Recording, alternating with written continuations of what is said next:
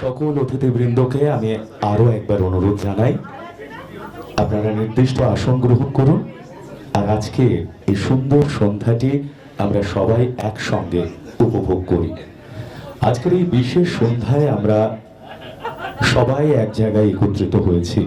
পূর্ব পশ্চিম আয়োজিত এই সন্ধ্যায় এমন এক ব্যক্তিত্বকে আজ আমরা সম্মানিত করতে চলেছি, যার প্রতিভা, তার সাধনা বাংলা নাট্য জগৎ এবং চলচ্চিত্রকে বারবার গৌরবান্বিত করেছে। তিনি যেমন মঞ্চে তেমনি চলচ্চিত্রে পূর্ব পশ্চিম আয়োজিত দেবশঙ্কর হালদারের জীবন কৃতি সম্মাননা অনুষ্ঠানে সকল অতিথিবৃন্দকে আমরা স্বাগত জানাই এবং আরো একবার অনুরোধ করি, আপনারা নিজ নিজ আসন গ্রহণ করুন। আমাদের মধ্যে সকল অতিথিবৃন্দ এসে উপস্থিত হয়েছেন। আমাদের চা চক্রের পালা এবং তার সঙ্গে অবশ্যই সকলেরই প্রিয়, বাঙালির প্রিয় চটপটে ফুচকা চক্রও ছিল, সেটি এখনো চলছে। কিন্তু তারই মাঝখানে এই মুহূর্তে যে কারণের জন্য আমরা সবাই একসঙ্গে একত্রিত হয়েছে, তার পালা, তার শুভ সূচনার পালা।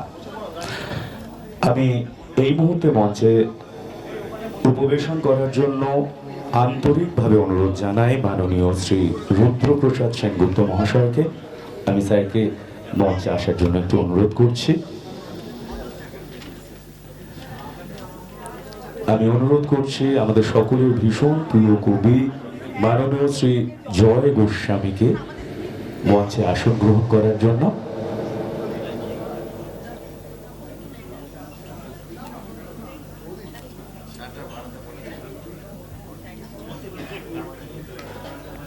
মাননীয় জয় গোস্বামী তিনি আমাদের সঙ্গে রয়েছেন, তাকেও আমি মঞ্চে আসার জন্য অনুরোধ করছি।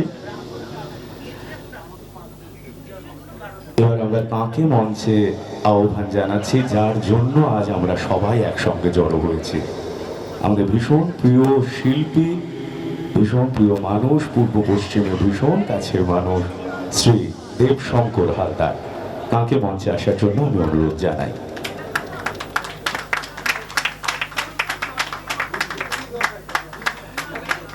তার সঙ্গে অবশ্যই অনুরোধ করব, আমাদের খুব আনন্দের বিষয় তিনি আজ আমাদের সঙ্গে রয়েছেন শ্রীমতী রেজওয়ানা চৌধুরী বন্যা দিদিকেও আমি মঞ্চে আসার জন্য অনুরোধ জানাই।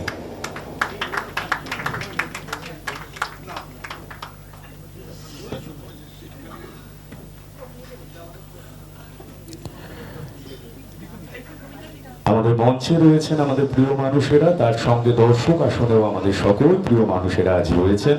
আমরা সবাই মিলে একসঙ্গে এমন একটি সন্ধ্যা উপভোগ করতে চলেছি যার আয়োজন করেছে পূর্ব পশ্চিম।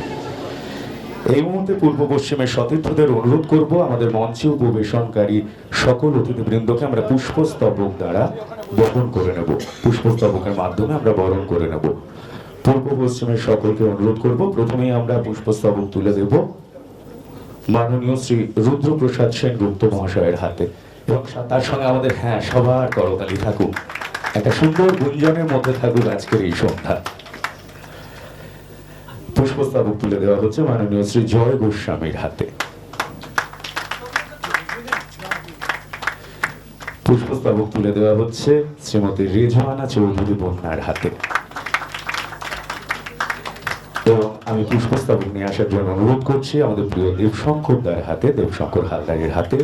সকল সদস্যরা এই পুষ্পস্তবক তুলে দিচ্ছেন আমাদের প্রিয় অতিথিবৃন্দের হাতে। আজকে জীবনকৃতি সম্মাননা, আমরা আজকে অনেক কথা শুনবো, অনেক কিছু জানবো, সবকিছুর মধ্যে দিয়ে আমরা এগিয়ে যাব। কিন্তু বাঙালি যেখানে থাকে সেখানে যেমন কবিতার কথা হয়, তেমনি সুরের প্রবেশ তো অবশ্যই প্রয়োজন। তাই আজকের এই সন্ধ্যা সুর দিয়ে শুরু হোক। আমি অনুরোধ করব দিদিকে, শ্রীমতী রেজওয়ানা চৌধুরী বন্যা, তিনি আজ আছেন আমাদের সঙ্গে, তার গানের মাধ্যমে আজকে শুরু হবে। এবং আমি এইভাবে বলি, এখন সঙ্গীত পরিবেশনায় পদ্মশ্রী শ্রীমতী রেজওয়ানা চৌধুরী বন্যা। নমস্কার, শুভ সন্ধ্যা। সৌমিত্র দাকে আমি ধন্যবাদ জানাতে চাই যে আজকের এরকম একটি অনুষ্ঠানে আমাকে আমন্ত্রণ জানিয়ে যোগ দেওয়ার সুযোগ করে দিয়েছেন। গৌতম হালদার আমার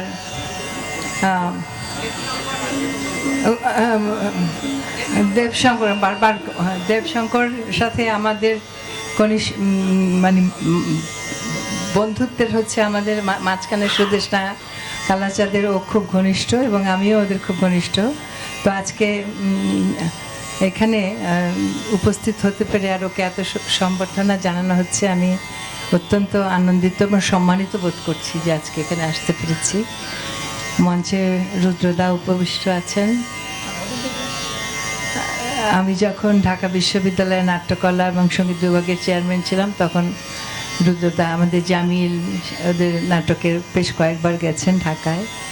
আর জয়দার কথা তো বলাই বাহুল্য, আমি অত্যন্ত সম্মানিত বোধ করছি যে তার পাশে বসতে পেরেছি।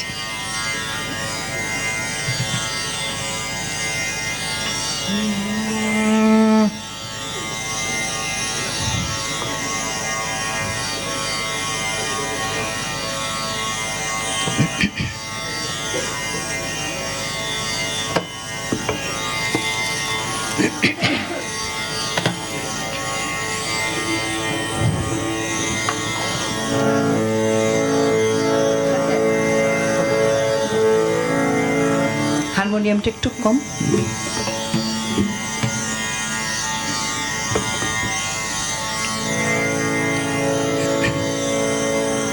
বহে নিরন্তর অনন্ত আনন্দ ধারা, বহে নিরন্তর অনন্ত আনন্দ ধারা, বহে নিরন্তর অনন্ত আনন্দ ধারা, বাজে অসীম নভ মাঝে অনাদি রব, বাজে অসীম নভ মাঝে অনাদি রব, জাগে জগন্ন রবি চন্দ্র তারা, বহে নিরন্তর অনন্ত আনন্দ ধারা, বহে নিরন্তর অনন্ত আনন্দ ধারা।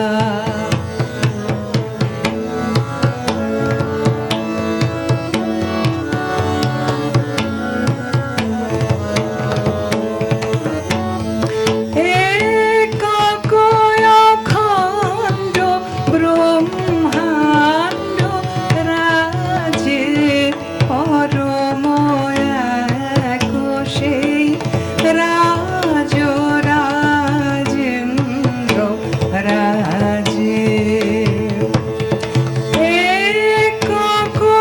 অখণ্ড ব্রহ্মাণ্ড রাজে পরম এক সেই রাজ রাজেন্দ্র রাজে,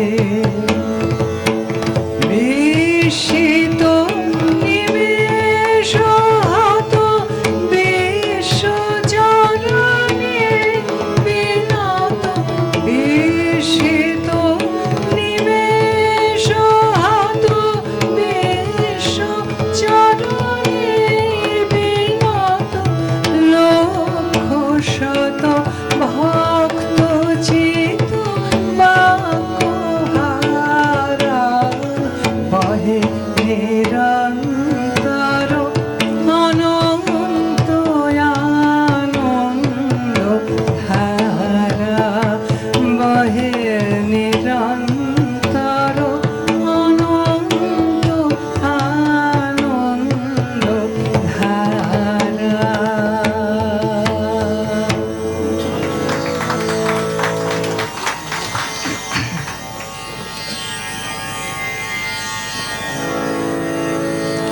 ফাগুনের শুরু হতে শুকনো পাতা ঝরলো যত ফাগুনের শুরু হতে শুকনো পাতা ঝরলো যত ফাগুনের শুরু হতে তারা আজ কেঁদে শুধায় তারা আজ কেঁদে শুধায় সেই ডালে ফুল ফুটলো কে গো ও গো ফুটলো কত ফাগুনের শুরু হতে শুকনো পাতা ঝরলো যত ফাগুনের শুরু হতে তারা আজ কেঁদে শুধায় তারা আজ কেঁদে শুধায়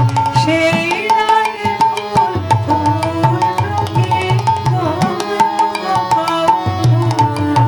কত ফাগুনের শুরু হতে শুকনো পাতা ঝরলো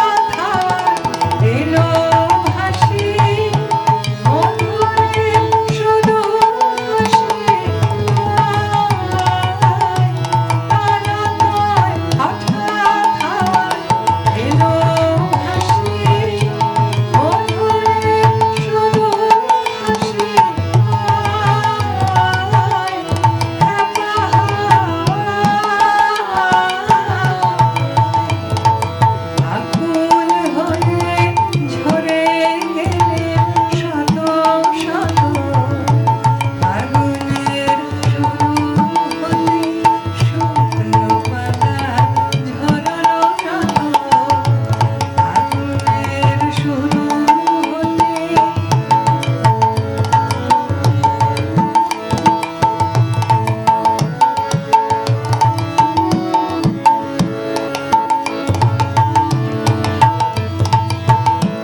তারা কয় আজ কি তবে এসেছে সে নবীন বেশে তারা কয় আজ কি তবে এসেছে সে নবীন বেশে আজ কি তবে এতক্ষণে জাগলো মনে যে গান ছিল মনে মনে এতক্ষণে জাগলো মনে যে গান ছিল মনে মনে সেই বারোটা নিয়ে যাই চলে এবারের মতো যাই চলে এবারের মতো শুরু শুকনো পাতা ঝরলো যত ফাগুনের শুরু হতে তারা আজ কেঁদে শুধায়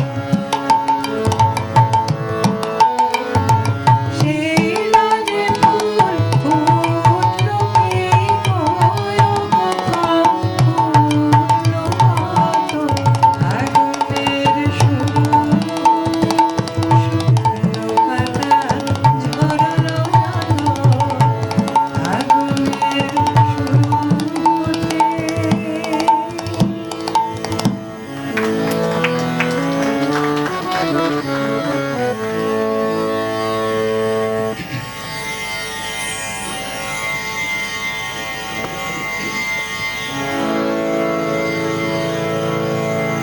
দূরে কোথায়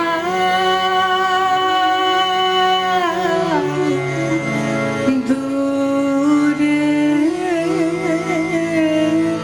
দূরে দূরে কোথায় দূরে দূরে আমার মন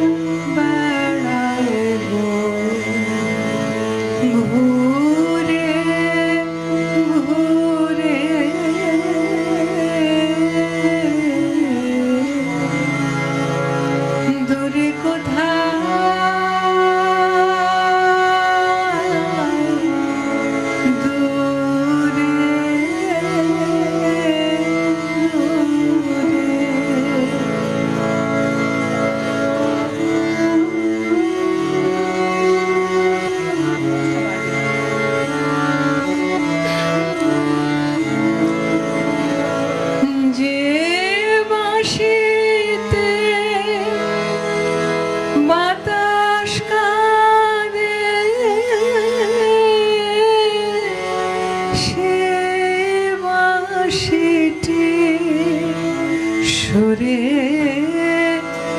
সুরে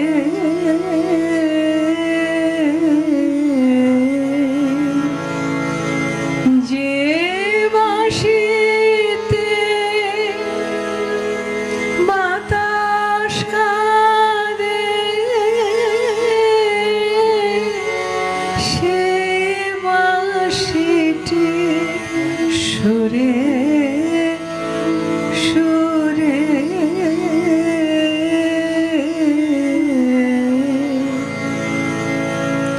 দূরে কোথায় দূরে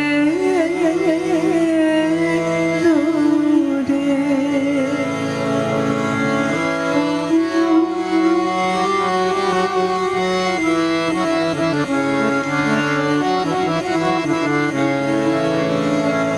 যে পথ সকল দেশ পারায় উদাস হয়ে যায় হারায়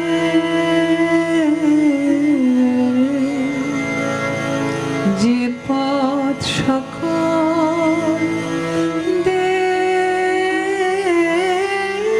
পারায় উদাস হয়ে যায়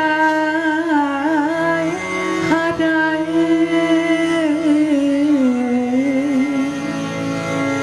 সে পথ কাঙাল পারা যেতে চায়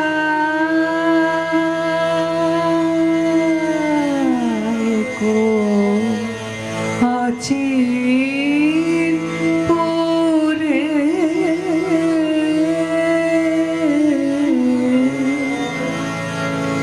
দূরে কোথায়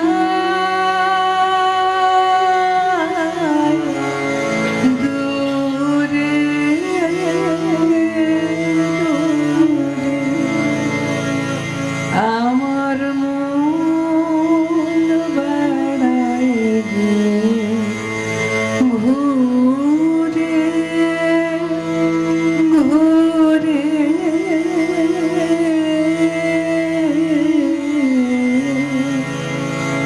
দূরে কোথায়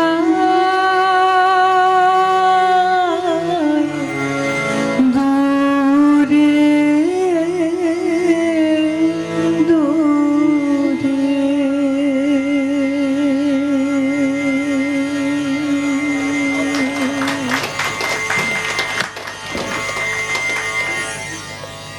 এক অসাধারণ সুরের আবেশেই আমরা ছিলাম এবং প্রথমে যে কথা বলা হয়েছিল আজকের এই সন্ধ্যা যেন সেই সুন্দর সুরের আভায় সম্পূর্ণ ভরে রয়েছে। আর এই সুরকে তাল এবং আরো সুরের মাধ্যমে যারা মেধেছেন তাদের কাছে ফুলেল শুভেচ্ছা পৌঁছে গেছে। এবার একটু আমরা করতালির মাধ্যমে তাদেরকে একটু স্বাগত এবং শুভেচ্ছা জানাই। তবলায় শ্রী পার্থ মুখোপাধ্যায় এবং এস্ট্রাজে শ্রী রঘুনাথ ভাস্কর, দুজনকেই পূর্ব পশ্চিমের পক্ষ থেকে আমাদের শুভেচ্ছা। চলে আসি পরবর্তী অনুষ্ঠান বা নিবেদনে। পূর্ব পশ্চিমের যিনি ভিত, যিনি পূর্ব পশ্চিমকে নিয়ে, পূর্ব পশ্চিমের সদস্যদেরকে নিয়ে এবং বহু মাননীয় বরণীয় ব্যক্তিদেরকে নিয়ে একসঙ্গে সুন্দর করে এক সূত্রে মালা গেঁথে চলেছেন বহুদিন ধরে, তিনি শ্রী সৌমিত্র মিত্র। আমি স্যারকে অনুরোধ করছি এবার স্বাগত ভাষণের জন্য। সকলকে নমস্কার। আমাদের একটা উৎসব হয়ে গেছে, নাট্য উৎসব। সেই নাট্য উৎসবের শেষ দিনে আমরা ঠিক করলাম যে দেবশঙ্কর হালদারকে একটা সম্মাননা জ্ঞাপন করব। তিনি 100টি নাটকে অভিনয় করেছেন, এটা একটা ইতিহাস।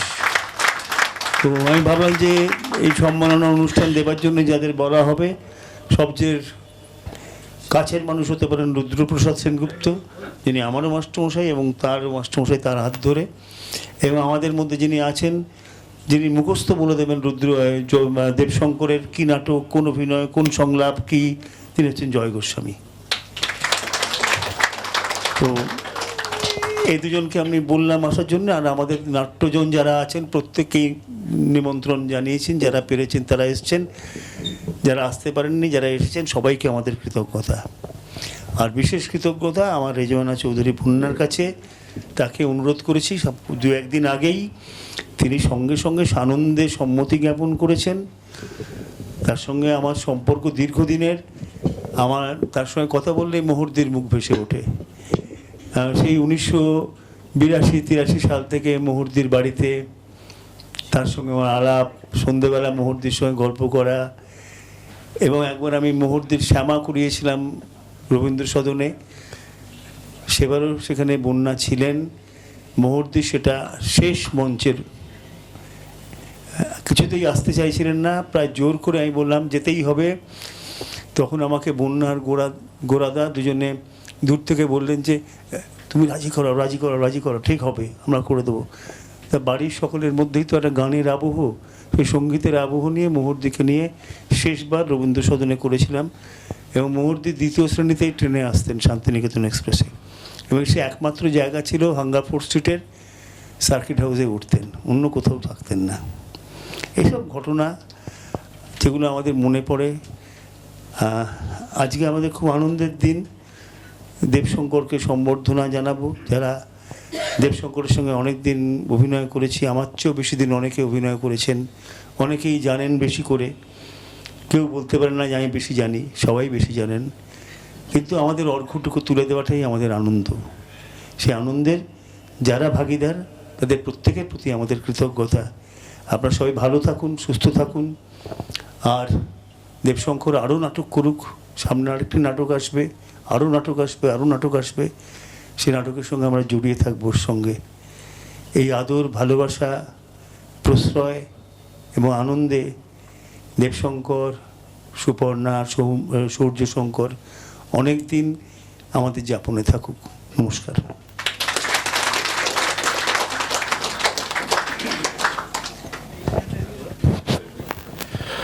চলে আসি এবার সেই মাহেন্দ্রক্ষণে, যে কারণের জন্য আমরা সবাই আজ এখানে একত্রিত।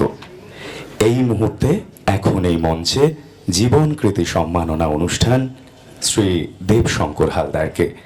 আমরা জানি যে তার যে কণ্ঠযাপন, তার সঙ্গে প্রতিটা চরিত্র নির্মাণ, যা প্রজন্মের পর প্রজন্ম দর্শক শ্রোতাদের মুগ্ধ করে রেখেছে এবং আরও রাখবে, সেই আশায় পূর্ব পশ্চিমের সকলে মিলে এই আয়োজন।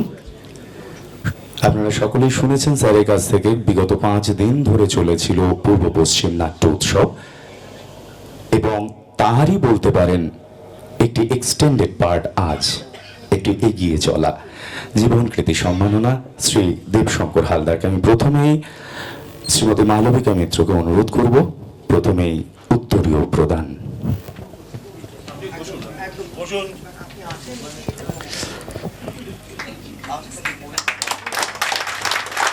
শ্রী দেবশঙ্কর হালদারকে উত্তরীয় দ্বারা সম্মানিত করলেন শ্রীমতী মালবিকা মিত্র। রৌপ্য নির্মিত মানপত্র এবার তুলে দেবেন শ্রী রুদ্রপ্রসাদ সেনগুপ্ত এবং শ্রী জয় গোস্বামী।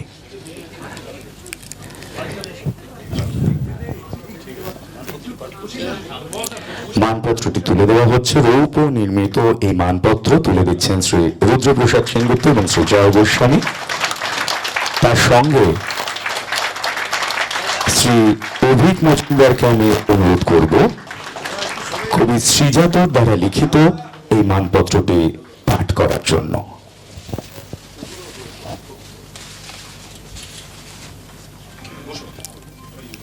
এখন মানপত্রটি পাঠ করবেন শ্রী অভিক মজুমদার।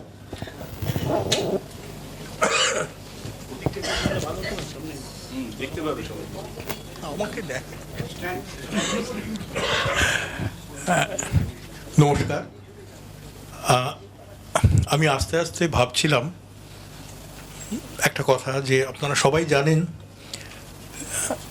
লুইজি পিরান্দেল্লোর একটা বিখ্যাত নাটক আছে, যার বাংলা অনুবাদ করা যেতে পারে নাট্যকারের সন্ধানে 6টি চরিত্র। তো আজকে বোধহয় বলা যায় যে দেবশঙ্কর হালদারের সন্ধানে 100টি চরিত্র, এবং আগামী দিনে এই 100 সংখ্যাটা হয়তো 150, 200, 300-র দিকে এগোবে। ফলে আজকে এই সমুজ্জ্বল নাট্য ব্যক্তিত্বকে সম্মাননা জানানোর এই মুহূর্তে আমি আপনাদের সামনে পড়ে শোনাচ্ছি। এখানেও একটা ছোট গল্প বলবো আমি, সেটা হলো একটা বই তৈরি হচ্ছে, সেই বইয়ের নাম এবং শ্রীজাতর লেখা কোথাও একটা যোগাযোগ আছে। আগে আমি আমার অত্যন্ত স্নেহভাজন অনুজ শ্রীজাত এই মানপত্রে যা লেখা আছে তার একটা অংশ শ্রীজাতর লেখা, আমি পুরোটাই পড়ে শোনাচ্ছি। 16তম পূর্ব পশ্চিম নাট্য উৎসব জীবনকৃতি সম্মাননা জ্ঞাপন প্রাপক দেবশঙ্কর হালদার। করিনু তোমারে গড় ওহে দেবশঙ্কর, শততম মঞ্চনাট্য অভিনয়ে বহু মঞ্চ এক নট, সমুজ্জ্বল ভবিষ্যৎ আগামী বাঁচুক আরো শয়ে। পূর্ব পশ্চিম পরিবার, 6 মার্চ 2026, কলকাতা।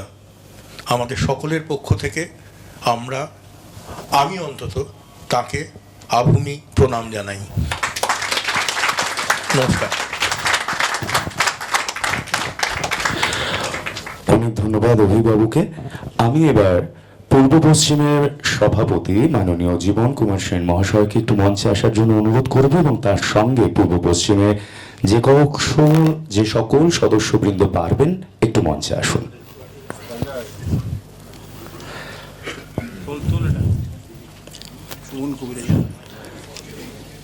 মাননীয় জীবন কুমার সেন রয়েছেন, তার সঙ্গে পূর্ব পশ্চিমের সদস্যবৃন্দরা রয়েছেন। আপনারা দেখতেই পাচ্ছেন দেবশঙ্কর দা বা দেবশঙ্কর হালদারের একটি প্রতিকৃতি, যা শিল্পী সুমন কবিরাজের আঁকা।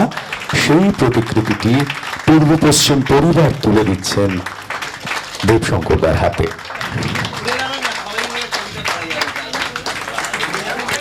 শিল্পী সুমন কবিরাজের আঁকা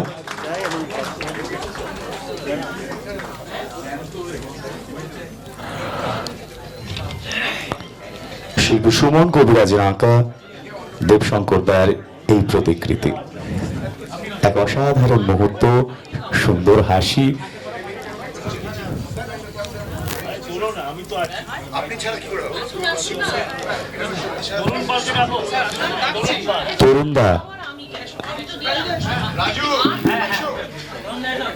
তরুণদা, রাজুদা, সাইফুল্লাহ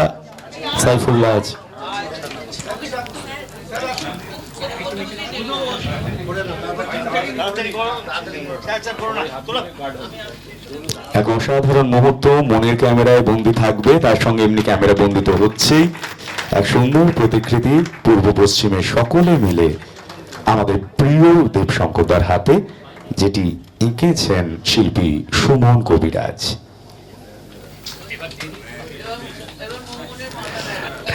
আরো কয়েকটি উপহার আছে, আমি পূর্ব পশ্চিমের সকল সদস্যকে অনুরোধ করব একটু দ্রুত দেবশঙ্কর দার হাতে সেই উপহারগুলি তুলে দিতে। আর যে সকল উপহার রয়েছে পূর্ব পশ্চিমের পক্ষ থেকে,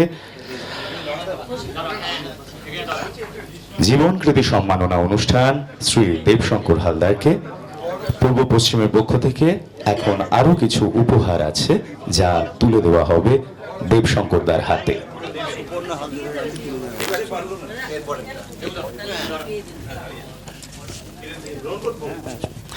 অবশ্যই অবশ্যই। আমি শ্রীমতী সুপর্ণা হালদার, আমাদের খুব প্রিয় দিদি, তাকে একটু একবার মঞ্চে আসার জন্য অনুরোধ করছি। সকলেই জানেন আমরাও মনমন্দি বলেই ডাকি, দিদিকে একটু মঞ্চে আসার জন্য অনুরোধ করছি।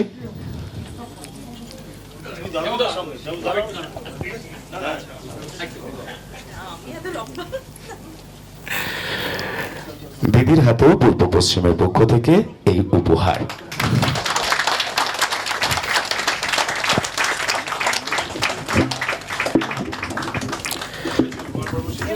উপহার পর্ব শেষ হয়েছে, এবার আরেকটি পর্ব আছে। এই পর্বটি একটি বইয়ের প্রচ্ছদ প্রকাশ হবে। এবার দেশ প্রকাশনার পক্ষ থেকে এই প্রচ্ছদা হচ্ছে দেবশঙ্করদারি অবিনশ্বর।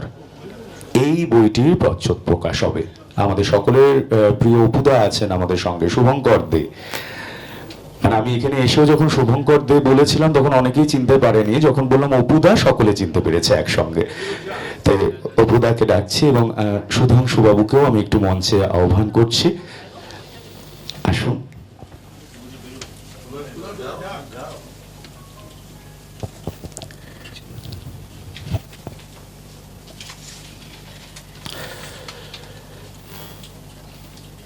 বইটির প্রচ্ছদ প্রকাশিত হচ্ছে এবং এই প্রচ্ছদটি দেবশঙ্করদার হাতে তুলে দিচ্ছেন,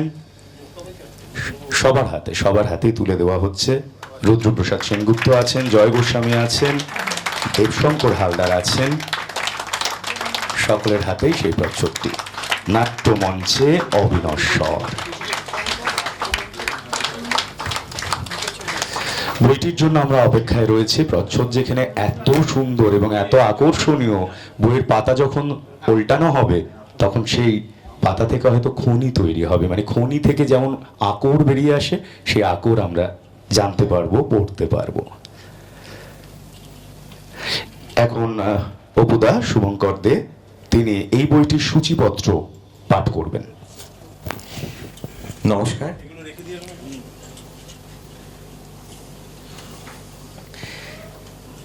কিছুদিন আগে যখন সৌমিত্রদা বললেন যে অপু এরকম দেবুদার ১০০তম নাট্য অভিনয় হচ্ছে, তো আমরা একটা বই করতে চাই।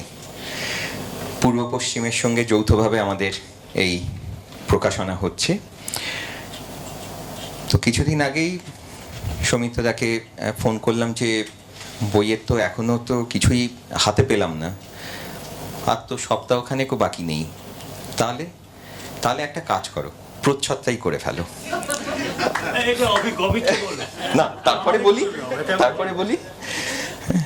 তো সৌমিত্রদাকে আবার ফোন করলাম দিন তিনেক আগে যে সৌমিত্রদা বইয়ের প্রচ্ছদ তো হবে, ছবি তো পাঠালেন, তো বইয়ের নাম কি হবে? অভিকদাকে ফোন করো। হ্যাঁ, তো আমাদের উদ্ধারকর্তা একমাত্র অভিক মজুমদার আছেন, মাঝে মাঝেই আমরা তাঁর শরণাপন্ন হই, তিনি আমাদেরকে উদ্ধার করেন। তো অভিকদাকে ফোন করে বললাম যে আমাকে 10 মিনিটের মধ্যে নাম বলো, আমাকে একটু তো সময় দে। তো তারপরে বেশ কয়েকটি নাম আসে, সেখান থেকে আজকের এই দেবশঙ্কর মঞ্চে অবিনশ্বর এই নামকরণটি করা হয়েছে। এই বইয়ে যারা লিখেছেন দেবশঙ্কর হালদারকে নিয়ে বা লিখবেন, এখনো লেখা পাওয়া বাকি আছে আরো। আচ্ছা, রুদ্রপ্রসাদ সেনগুপ্ত, জয় গোস্বামী, ব্রাত্য বসু, সুমন মুখোপাধ্যায়, দেবেশ চট্টোপাধ্যায়, দেবাশিস রায়। সাক্ষাৎকার নেওয়া হয়েছে দেবশঙ্কর হালদারের সঙ্গে। দেবশঙ্কর হালদার অভিনীত নাটকের তথ্যপুঞ্জি, আর এই পুরো বইটির সংকলন ও সম্পাদনার দায়িত্ব নিয়েছে অভিরূপ মুখোপাধ্যায়, সেও এখানে উপস্থিত আছে। একবার এসো।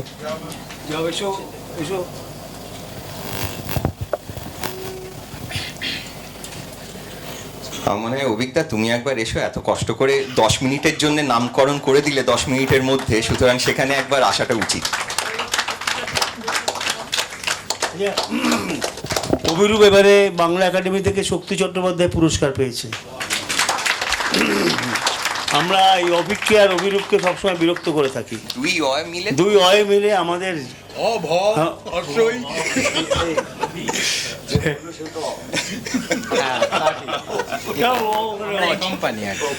আমারও আছে একটা, কিন্তু অতনু। ঠিক আছে। এই সুন্দর ছোট্ট ছোট্ট টুকরো টুকরো কথা থেকে জানা যাচ্ছে যে বইয়ের পাতার মধ্যেও কত তথ্য উঠে আসবে, যা সত্যি আমাদেরকে ঋদ্ধ করবে। আমরা তার অপেক্ষায় থাকবো। কিন্তু এই মুহূর্তে শ্রীমতী সুমিতা বসুকে আমি একটু মঞ্চে আসতে অনুরোধ করছি। শ্রীমতী সুমিতা বসু আর রেজওয়ানাদিকে আমি আরেকবার মঞ্চে একটু আহ্বান করব। শ্রীমতী রেজওয়ানা চৌধুরী বন্যা, তাঁর হাতে পূর্ব পশ্চিমের পক্ষ থেকে কিছু উপহার তুলে দেওয়া হবে, যেটি তুলে দেবেন শ্রীমতী সুমিতা বসু।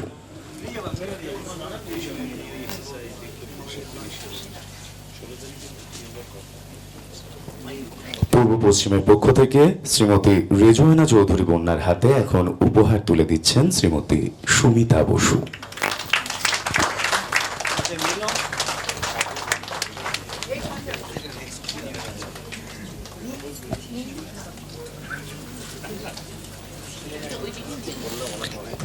আমাদের সঙ্গে অনেক নাট্যজন আমাদের সঙ্গে যুক্ত হয়ে আছেন, এই মুহূর্তে রয়েছেন, কিন্তু এক নাট্যজন আমাদের বড় প্রিয়জন, তাকে একবার একটু মঞ্চে আসার জন্য আমি অনুরোধ জানাবো। আমি অন্য পরিচয়ে যাব না, নাট্যজন হিসেবেই তাকে মঞ্চে আমি আহ্বান জানাচ্ছি, শ্রী পার্থ ভৌমিক। পার্থ তাকে অনুরোধ করব শ্রী রুদ্রপ্রসাদ সেনগুপ্ত এবং শ্রী জয় গোস্বামীর হাতে পূর্ব পশ্চিমের পক্ষ থেকে উপহার তুলে দেওয়ার জন্য।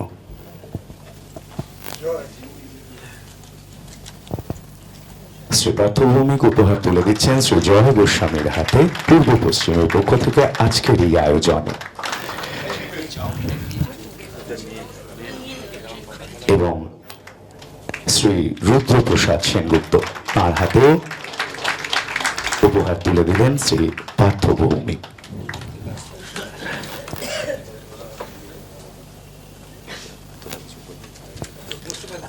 হ্যাঁ, অবশ্যই অবশ্যই।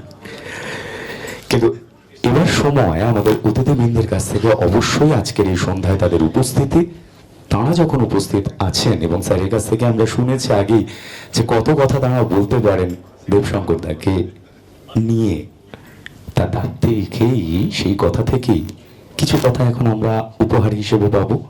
দেবশঙ্করকে নিয়ে বলা আমার পক্ষে একটু শক্ত। সম্পর্কটা 1977-78 থেকে 84 84 থেকে এই নতুন একটা ইন্টারভিউ হলো। তো আমার মনে আছে একটা বিশেষ ঘটনা, কিছু কিছু ঘটনা থাকে যেগুলো ভালো বলে মনে থাকে আর কিছু কিছুগুলো খুব গোলমেলে বলে মনে থাকে। একদিন রিহার্সাল হচ্ছে গোড়ার দিকে বাগবাজারের লাইব্রেরিতে, তখন একটা সময় দেবশঙ্কর তার যে যেরকম সাধারণভাবে খুব পরিশীলিত পরিমিত সেইভাবে রিহার্সাল দিচ্ছে, আর আমি আবার ওটি চিৎকার টিৎকার বেশি পছন্দ করি। তার ফলে আমি একবার ওকে গিয়ে নিয়ে ওই বাথরুমটার কাছে টেনে নিয়ে গিয়ে বললাম, ফাটো না কেন, ফাটতে পারো না? ওকে অবাক চোখে আমার দিকে তাকিয়ে রইল। আমি পরে বুঝেছিল ফাটতে যাবো কেন, এরকম একটা আস্ত আছি ফেটে। তা সেইটা আমার খুব এখনো মাঝে মাঝেই মনে হয়, ওকে দেখলে না দেখলেও আর কি। দেবশঙ্কর কে বলা যায় মিস্টার রিলায়েবল, অর্থাৎ যে কোনো কাজে, অভিনয়ের বাইরেও যে কোনো কাজে ওকে সবসময় নির্দ্বিধায় নিঃসংকোচে চোখের পাতা না ফেলে ওকে ভরসা করা যায় আর কি। আর সেটা কিন্তু কম কথা নয় আর কি, মানে সকলের সম্পর্কে একটা কোয়ালিফাইং ক্লজ থাকে, ওর ক্ষেত্রে আমি পাইনি সেই ক্লজ আর কি। দেবশঙ্কর সম্পর্কে আর বেশি কথা বলে আপনাদের কষ্ট দেব না, কারণ আমার মনের কথা আপনাদের সবসময় ভালো রাখবে, তার কোনো কারণ নেই। দেবশঙ্কর অনেক দিন কাজ করবে, আমি যখন থাকবো না তখনও কাজ করবে। তবে আমি নিশ্চিত যদি আমি নক্ষত্রমণ্ডলীতে কোথাও জায়গা পাই, সেখান থেকে আমি বলবো আছি, ভালো থেকো।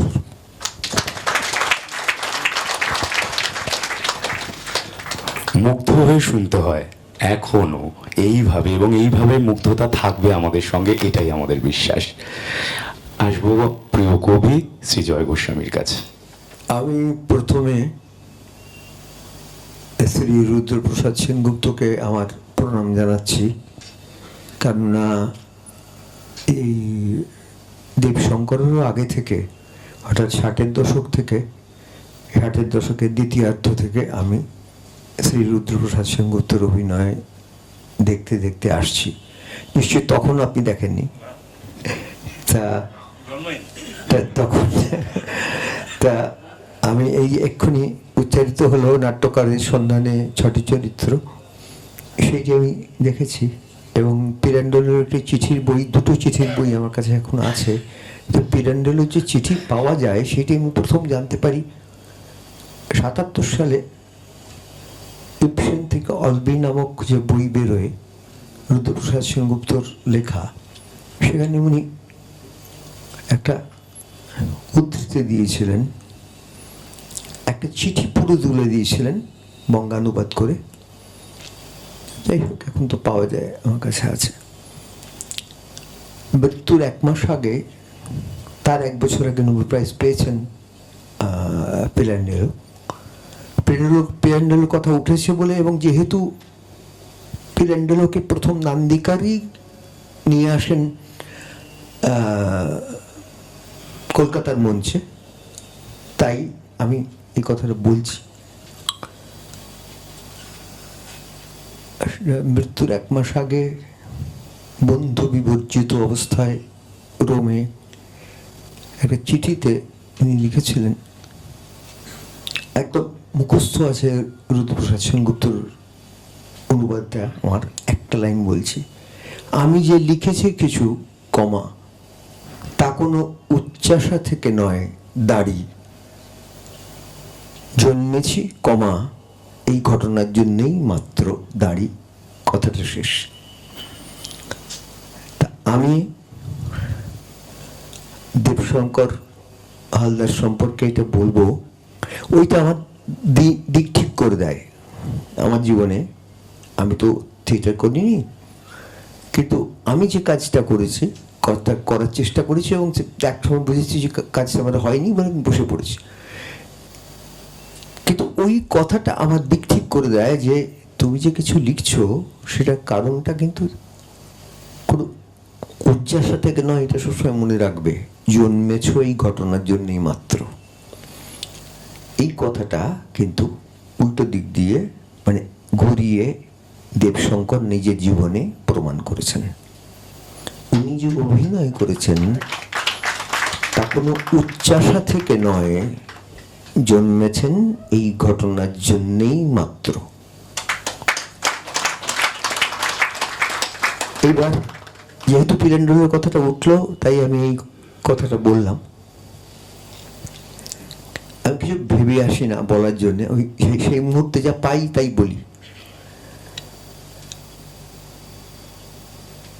আমি একজন ক্রিকেটারের কথা বলবো, ব্যাটসম্যান, সবাই জানেন, তার নাম সুনীল গাভাস্কর।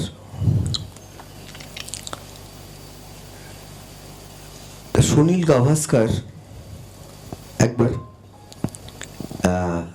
তখন একটু অফ ফর্মে আছেন, কিন্তু খুব 12 বছর টেস্ট ক্রিকেট খেলা হয়ে গেছে।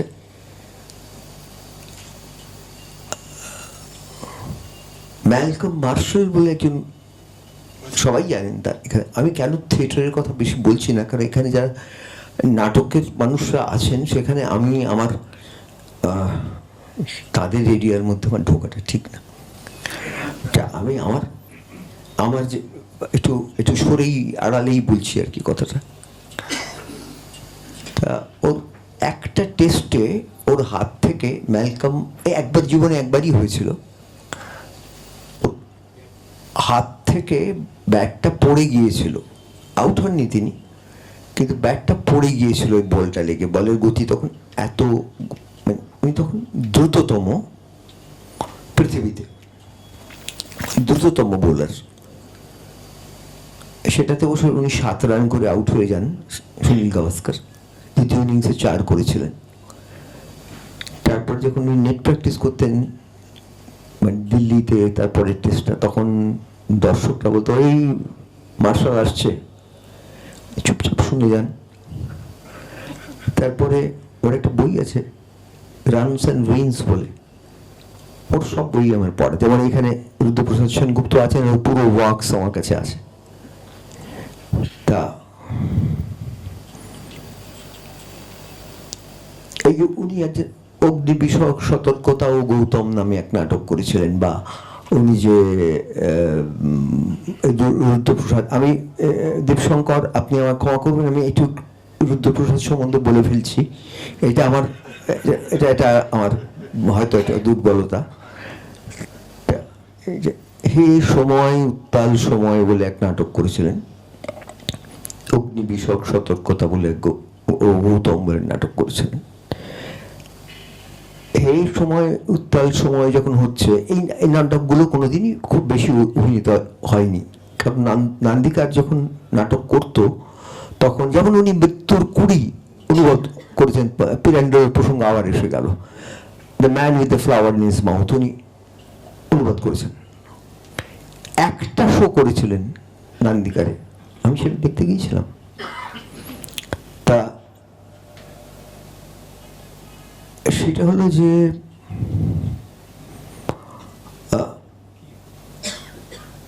রুদ্রপ্রসাদ কি প্রসঙ্গ বলছিলাম, ম্যালকম মার্শালের কথা বলছিলাম আমি। রুদ্রদার কথাটা কি কথা বলছিলাম যেন, আমি ছেড়ে যাই আজকাল। অগ্নি বিষয়ক সতর্কতা ও গৌতম, এবং এখানে আমি আমার এরিয়ায় ফিরে আসবো, সেই জন্যই এই নাটক দুটোর কথা বললাম। আমি এরিয়ার বাইরে যাওয়াটা আমার উচিত না, এখানে যারা আছেন, এখন আমি সঙ্গীত সম্বন্ধে আমার কোনো বাক্য বলাই উচিত না, এখানে যেমন একজন মানুষ আছেন, সে আমি যতই ভালোবাসি না কেন সেটা মানে সঙ্গীত, আর বোঝা উচিত কার সঙ্গে কথা বলছি। তো সেই সময় উত্তাল সময় যখন নাটকটি যখন হচ্ছে, তখন রঙ্গনাতে অভিনয় করতেন নান্দিকার। তার মধ্যে একদিন একটা শো, সেটা দুপুরে শো হবে, এই নাটকটা আছে। সেই শোয়ের আগে দুজন কবি কবিতা পড়লেন, দুজন, এটা আমি বলছি ধরুন 72 বা 73 কথা, আজ থেকে তাহলে 54 বছর আগের কথা, 71 বা 72, হ্যাঁ 71 না 74, হ্যাঁ 74, হ্যাঁ পড়লেন, দুজন কবি কবিতা পড়লেন। এইটা একটা আশ্চর্য, একটা নাটক আরম্ভ হওয়ার আগে দুজন কবি কবিতা পড়ছেন, সেইটার পরিকল্পনা যে করা হলো, কৃষ্ণের অভিনয় করেছিলেন রুদ্রপ্রসাদ সেনগুপ্ত, তখন সুপারস্টার হচ্ছেন রাজেশ খান্না। একটা লাল গুরু পাঞ্জাবি এরকম পরে, প্যান্ট পরে উনি কৃষ্ণের অভিনয় করলেন। যাই হোক, আমি অভিনয় বিষয়ে কথা বলবো না। তার আগে দুজন কবি কবিতা পড়লেন, একজনের নাম শক্তি চট্টোপাধ্যায়, একজনের নাম সুনীল গঙ্গোপাধ্যায়। তারা দুজন তার আগে কবিতা পাঠ করলেন 1 ঘন্টা, তারপরে নাটকটা হলো। এই জিনিস আমি আমার ওই বয়সে দেখছি, অর্থাৎ আমার মনের যে ভূমিটা তৈরি হচ্ছে, সেটা তার পেছনে এদের কিরকম ভূমিকা আছে সেটা আপনার ভেবে দেখুন। আমি ম্যালকম মার্শালের কথা বলছিলাম, হাত থেকে ব্যাট পড়ে যায় গাভাস্কারের, ওই একবারই গেছে। তারপরে লোকে বলতো যে ওই যখন নেমেছেন নেট প্র্যাকটিসে, ওই মার্শাল আসছে। সেই রানস অ্যান্ড উইন্স বইতে আপনারা এই ঘটনা পাবেন। তারপরে নামলেন পরের দিল্লির ম্যাচটায় এবং 94 বলে সেঞ্চুরি করলেন। তখন কিন্তু T20 আসেনি, এবং এই যে এখন এত বলে এত রান, এই জিনিসটা আসেনি। এবং গাভাস্কার সম্পূর্ণ অন্য ধরনের, অন্য ঘরানার মানুষ ছিলেন। কি ধরুন আমির খান সাহেবের গান যেরকম, যে তার বিস্তার ধীর গতিতে আস্তে আস্তে যাবে। তারপরে উনি হানিফ মোহাম্মদ এরা সবাই ছিলেন এই স্কুলিংয়ের লোক। কলিন কাউড্রে, আমির খান সাহেবের সঙ্গে আর তুলনা করা যায়, আবার ভিভ রিচার্ডসের সঙ্গে তুলনা করা যায় ধরুন ফয়াজ খান সাহেবের। তা আমি বলছি যে সেই ম্যাচে গাভাস্কার প্রথম থেকে একটা আশ্চর্য খেলা খেলতে শুরু করেন, যেটা ওর স্বভাব বিরুদ্ধ, এবং 94 বলে 100 রান পান, এবং সেই 100 রান ছিল ওর 29তম 100 রান। 29তম 100 রান তার আগে ডন ব্র্যাডম্যান ছাড়া আর কেউ করেননি। এবং যখন উনি 25তম 26তম 100 রানে পৌঁছেছেন, তখনই উনি প্লেনে যাচ্ছেন কি হোটেলে উঠছেন কি কোথায় যাচ্ছেন, সবসময় রেস্তোরাঁয় যাচ্ছেন, সবসময় ওয়েটার এসে, বিমানের ক্রু এসে, হ্যাঁ 29টা কবে হবে, মানে এটা ওকে বলতো। এটা ওর নিজের লেখাতে আছে, রানস অ্যান্ড উইন্সে। তা উনি কাইন্ড বিরক্তই হতেন, কিন্তু উনি তো বিরক্তি প্রকাশ করেন না। তা এইভাবে 28টা সেঞ্চুরি তখন হয়ে আছে যখন ওর হাত থেকে ব্যাট পড়ে যায়। তারপর ওই ইনিংসটা উনি খেলতে আরম্ভ করেন। খেলতে খেলতে একটা সময় উল্টো দিক থেকে বেঙ্কসারকার এগিয়ে এলেন। এগিয়ে এসে হাত বাড়িয়ে দিয়ে বলেন, কনগ্রাচুলেশন, ওয়েল প্লেড। তখন উনি বলেন যে, why are you saying that? But bloody hell, this is your 29th. আমি যখন খেলি তখন স্কোরবোর্ডের দিকে তাকাই না। আজকে ঠিক এরকম একটা ঘটনা ঘটলো। আমি ওইখানে আমি দেবশঙ্করকে বললাম যে, দেবশঙ্কর 100টা নাটক হয়ে গেল।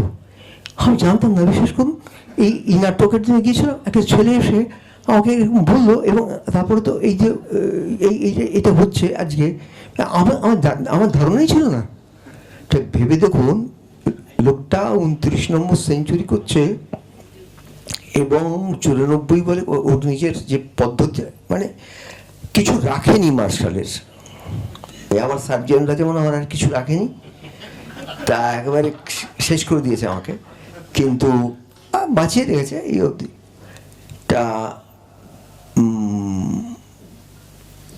একদম একটা আগ্নেয় ইনিংস খেলে বেরিয়ে গেলেন, যেটা আনলাইক গাভাস্কার। কিন্তু সেইটার যে উনি বলছেন যে, I thought I am in my 80s, আমি হয়তো 80 পর্যন্ত এসেছি ভাবছি। ও তো উল্টো দিক থেকে বেঙ্কসারকার গিয়ে এসে এটা বলায় ওর খেয়াল হয়েছে। ও বলবো তাই, স্কোর বোর্ডের দিকে তাকাও। স্কোর বোর্ডের দিকে তাকায়নি লোকটা। আরেকটা কথা বলি, আমি বলতে পারি যে প্রথম নাটকটা আমি যেটা দেখেছিলাম ওর, সেটা হচ্ছে তাতে রুদ্রদাও ছিলেন, মানে রুদ্রপ্রসাদ সেনগুপ্ত ছিলেন। আমার এভাবে রুদ্রদা বলা ঠিক নয়, তা ওকে সবাই স্যার বলেন যখন প্রকাশ্যে কথা বলেন। তা শেষ সাক্ষাৎকার, মনীষ মিত্র আছে, ও 5 বার দেখেছে, আমি দেখেছি 6 বার। তা এইটার প্রথম ডায়লগটা যেটা আমি ওর মুখ থেকে শুনি, দেবশঙ্করের মুখ থেকে প্রথম ডায়লগটা, তার তখন দুজনে ছিলেন জুড়ি, উনি এবং গৌতম হালদার। গৌতম হালদার রাষ্ট্রমন্ত্রী আছেন, পূর্ণমন্ত্রী হয়ে যাবেন, এরকম একটা কিছু ব্যাপার আছে। তার সহকারী হচ্ছেন দেবশঙ্কর। প্রথম ডায়লগটা যেটা আমি শুনি ওর মুখ থেকে, সেটা আমার মনে আছে। ওইখানেই আমি বুঝলাম ওই যে এই একটা ঘটবে আর কি কিছু। আপনি তো আজকেই পূর্ণমন্ত্রী হয়ে যাচ্ছেন স্যার, এতগুলো যে গ্যাপ দিল মাঝখানে, আপনি তো আজকেই পূর্ণমন্ত্রী হয়ে যাচ্ছেন স্যার। এই যে আমার ছেলেটা কে রে, এই চোখ করে পজগুলো দিয়ে গেল, চমকে উঠলাম, পরে সরে দেখলাম আমার। তারপরে তাতে উনি যে চরিত্র করেছেন, তার সঙ্গে উনি যে করেছেন, ওটা হলো টুইঙ্কেল টুইঙ্কেল করছেন, যেদিন খুব নাম হয়েছে, মানে খুবই ভালো করেছেন। তার সঙ্গে যখন উনি বিলে করেছেন, আবার ইয়ে করেছেন, তারপরে ফেরা করেছেন সৌমিত্র চট্টোপাধ্যায়ের সঙ্গে।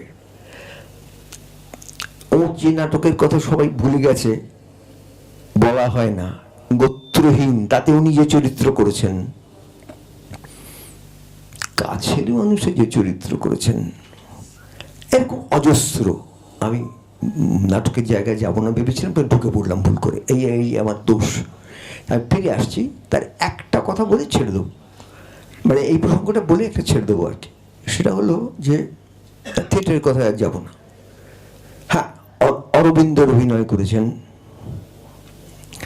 মানে দেবব্রত বিশ্বাস করেছেন, মানে এই চরিত্রগুলো মূল্য বলে একটি নাটকে ওর একটা বমি করার দৃশ্য ছিল, মানে বলতে পারা যায় না। আলতাফ গোমস বলে একটা নাটকে উনি একটা পুলিশ অফিসার হয়েছিলেন। এইসব করে এত বিচিত্র, একটার সঙ্গে একটার কোনো মিল নেই, প্রত্যেকটা আলাদা আলাদা। এখানে বোঝা যায় যে একজন ক্রিকেটার যখন ব্যাট করতে নামে তখন সে শূন্য থেকে শুরু করে, তার আগে যত রেকর্ডই থাক না কেন, এটা গাভাস্কর বলেছেন। তার মনে রাখা উচিত তখন তার স্কোরবোর্ডে তার রান শূন্য, উনি শূন্য থেকে শুরু করেন, এটা ভিতরে আছে ওর ভেতরে। এত রকমের চরিত্র করা খুব কঠিন। একমাত্র মানুষ, সবাই জানেন এটা, এই আমাদের জানা জিনিস, সবাইকে বলছি, সেটা হচ্ছে যে যাকে নিয়ে যার নাটক নিয়ে একটা নাট্যোৎসব পূর্ণ হতে পারে।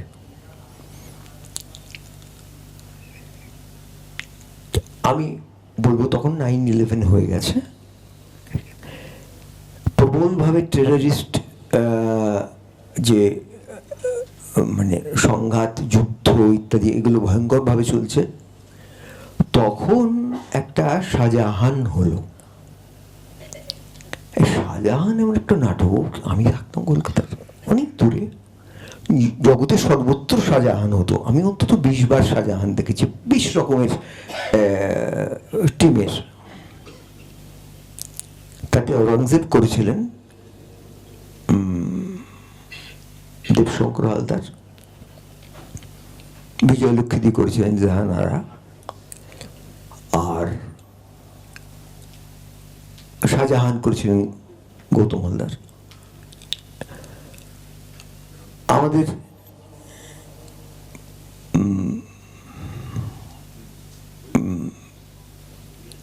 আওরঙ্গজেব করতে গিয়ে আমি লক্ষ্য করলাম যে আমি এমন আওরঙ্গজেব পূর্বে দেখিনি, যেটা একটু সমকালীন হয়ে যাচ্ছে। কি করে যে উনি এমনভাবে সমস্ত দুটো হাত মাঝে মাঝে দুপাশে প্রসারিত করে দিচ্ছেন, নিয়ে আসছেন নিজের কাছে। দুটো জিনিস মনে পড়ে। একটা হচ্ছে যে আফ্রিকায় যে গরিলাদের কথা আমরা ভাবি পশু, সেই তাদের একটা এফেক্ট আসছে, এই টেররিজম একটা ঢুকে পড়ছে ওর মধ্যে, সেটাকে দেখাচ্ছে না, অথচ টেক্সট থেকে করছেন না। উনি উজ্জ্বল চট্টোপাধ্যায় যে সেনিকার অধিপাউস করেছিলেন, অধিপাউস নাম দিয়ে, সেইটাতে উনি অধিপাউসও করেছেন। তাহলে ভাবুন, আমি যে চরিত্রগুলো বললাম কত বিচিত্র সব চরিত্র। তা এইটা, এই যে দুটো হাত দুপাশে ছড়িয়ে দিচ্ছেন, আবার নিয়ে আসছেন, এত বড় একটা আলখাল্লা পড়েছেন, ভুরুটা এমনভাবে কুচকি উপর দিকে রয়েছে, এটা একটা। 2 নম্বর কথা হচ্ছে ওই গরিলাদের কথা মনে পড়ছে, যে তার ভিতরে যে হিংস্রতা, আদিমতা আছে, সেইটা মনে পড়ছে। আর মনে পড়ছে ধর্মের সঙ্গে, ধর্মের দ্বারা যে সন্ত্রাসবাদ তৈরি হচ্ছে, এই দুটোর কথা। এটা কিন্তু মূল টেক্সটে, এই জন্যই একটা টেক্সট পরবর্তী সময় যখন আসে তখন নতুন হয়ে যায়। চায়নায় গিয়ে আমি রাস্তা দিয়ে যাচ্ছি, সাংহাইতে আমাদের সোয়ান যে ছিল, ওকে একটু মজা করে বলেছে যে সেটা বলবো না, এখানে খারাপ হয়ে যাবে কথাটা। আমি সুমনকে জিজ্ঞেস করলাম যে সুমন তুই কি গান করো? বললো যে ও হাঁটছি আমরা যাচ্ছি ওই কনফারেন্স জায়গায়। বললো যে অকেশনালি অনলি ইন শাওয়ার।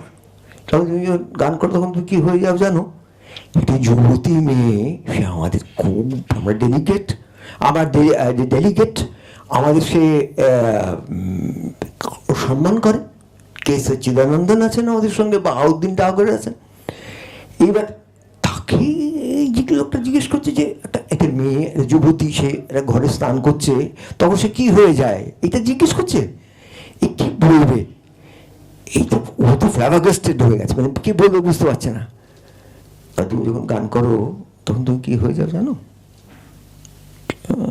সোহান বলল I can't grip your question. আমি বললাম যে তখন তো ইচ্ছে কবে নাটক হয়ে যাও, সোয়ান সং, ইউ নটি পোয়েট।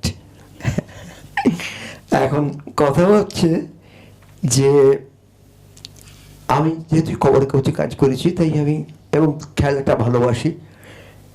তো আমি মনে করি যে কবিদের আমি সবসময় দেখেছি, সাহিত্যিকদের দেখেছি, সাহিত্যিকদের কাছ থেকে শিখতে, কবিদের কাছ থেকে শিখতে। আগে যে সিনিয়র কবি তিনি কিভাবে লিখেছেন সেইভাবে আমি লিখবো, তাহলে আমার নামটা হবে। আর যে সত্যিকারের অভিনেতা, সেই সাধারণ মানুষ পড়ে, একটা দোকান পড়ছে, একটা ট্রাম পড়ছে, একটা রাস্তার ভিকিরি পড়ছে, এইগুলো তার পাঠ্যবস্তু। আমিও এরকম বিভিন্ন জিনিস পড়তে গিয়েছি আর কি। তার মধ্যে ক্রিকেটটাও একটা জিনিস পড়ে। আমাদের খবরের কাগজে কাজ করতাম বলে ক্রীড়া সাংবাদিকদের সঙ্গে বন্ধুত্ব ছিল। আর সব ছেলেই, মানে তখন তার আমার বয়সের কাছে সবাই ছেলেই হবে, ছোট আমার থেকে। তারা বিভিন্ন জায়গায় কভার করে বেড়াচ্ছে।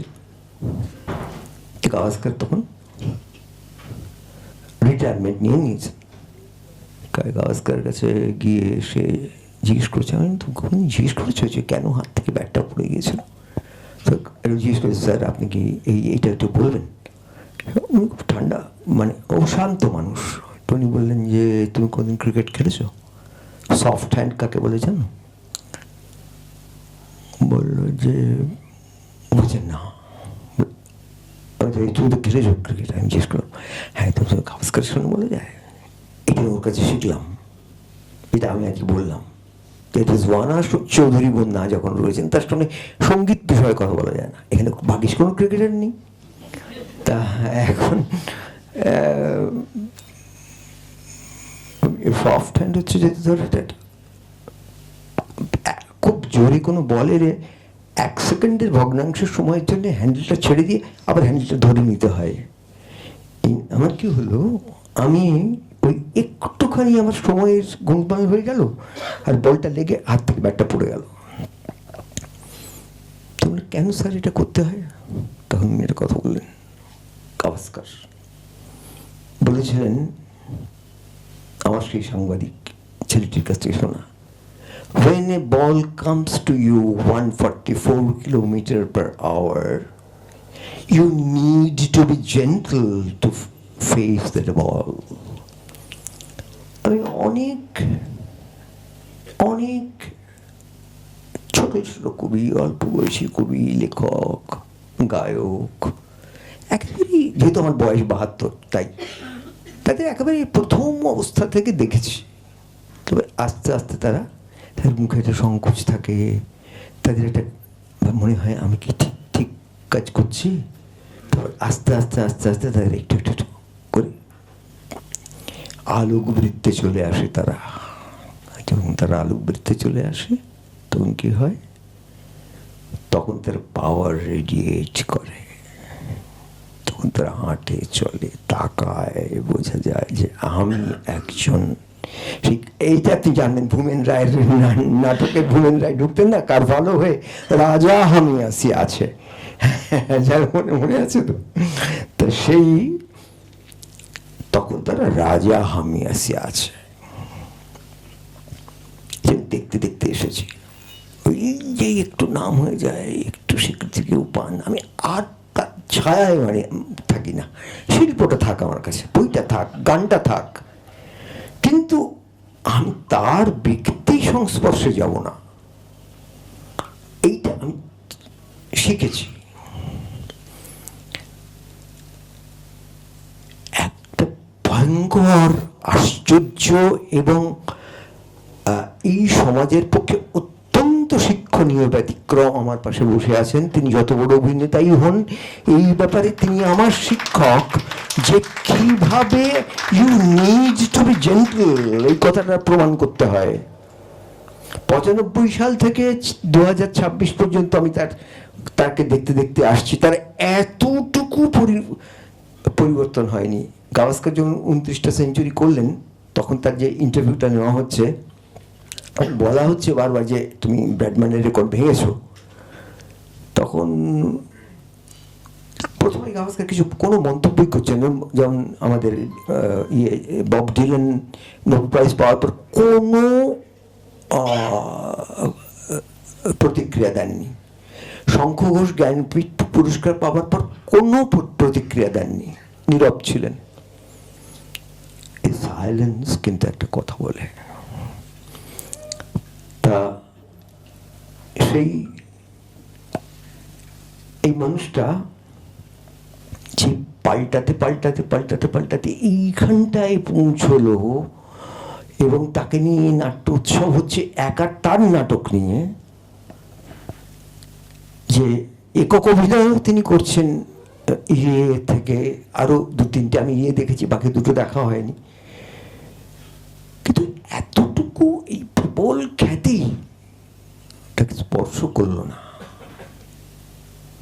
তাকে কোনোভাবেই মনে করার, তার কোনো ব্যবহারে কখনো আমি বুঝতে পারিনি আমি কি, অন্য কেউ বুঝতে পেরেছে বলে প্রমাণ পাইনি।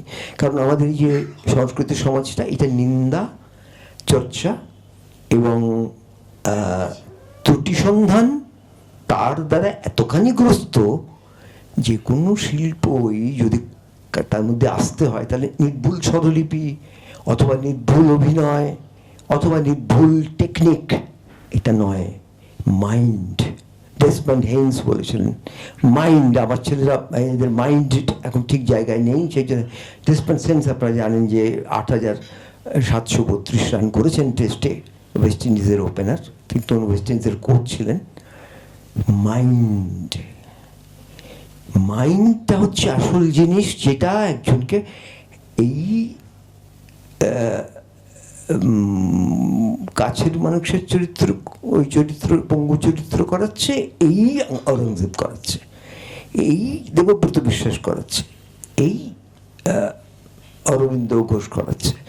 এইটা মাইন্ডটাকে চেঞ্জ করতে হচ্ছে। তো আমি নির্ভুল স্বরলিপি দিয়ে চলে গেলাম, সবকিছু নির্ভুল হলো, তা তো না। প্রাণটা বেরবে, তো প্রাণে তো ভুল থাকবে, ভুল না থাকবে তো যে কোনো মানুষের মধ্যে ভুল আছে, ত্রুটি আছে বলে সে মানুষ। ঈশ্বরকে আমরা দেখিনি, তিনি তার সঙ্গে মিশিনি, তিনি ত্রুটিহীন। মানুষের শিল্প সবসময় ত্রুটিযুক্ত হবে, যে শিল্প সম্পূর্ণ ত্রুটিহীন তা অমানবিক। কারণ শিল্পের মধ্যেও ত্রুটি থাকবে, তবে সে মানবিক হবে। গাভাস্কারের হাত থেকেও একটা বারবার বল ব্যাট পড়ে গিয়েছিল, কারণ গাভাস্কারও একবার মেজাজ খারাপ করে ফেলেছিলেন লিলির একটা কথা শুনে, চেতন চৌহানকে নিয়ে বেরিয়ে যেতে চেয়েছিলেন। আমি ক্রিকেটের দিকে আছি আজকে, তো ওইখানেই আছি, অন্য জায়গায় যেতে পারতাম, যাইনি। আচ্ছা, তা আগে এখানে কেউ ক্রিকেটার নেই, সম্পর্ক বন্দ্যোপাধ্যায় থাকলে বলতেই পারতাম না। আমার বক্তব্য হচ্ছে, আমি এই লোকটিকে শিক্ষক মনে করি এই জন্যে যে আজ পর্যন্ত, আমার কথা বলছি না, আমি ওর থেকে বয়সে বড়, আমার একটা জনপরিচিতি আছে, আমি খবরের কাগজে কাজ করেছি, জনপরিচিতি হয় না, খবরের কাজ করলে জনপরিচিতি হয়ে যায়, জনপরিচিতি আছে। কিন্তু কবি যাকে বলে তা কি হতে পেরেছি আমি, তাই জন্য তো বসে পড়েছি নিজে নিজেই। যে এই নিন্দা চর্চা, এই দেশ চর্চা, এই সন্দেহ চর্চা এর মধ্যে থাকলে মাইন্ডটা নষ্ট হয়ে যাবে। বাঁচতে যদি চাও ঘরে চলে যাও। তা এই লোকটা কিন্তু তার মধ্যে থেকেছে এবং সেইটাকে ওভারকাম করে গেছে, অর্থাৎ তাকে তো স্পর্শ করেনি। সে কি তাকে নেই এর মধ্যে? তার সামনে কি হয়নি এসব কথা?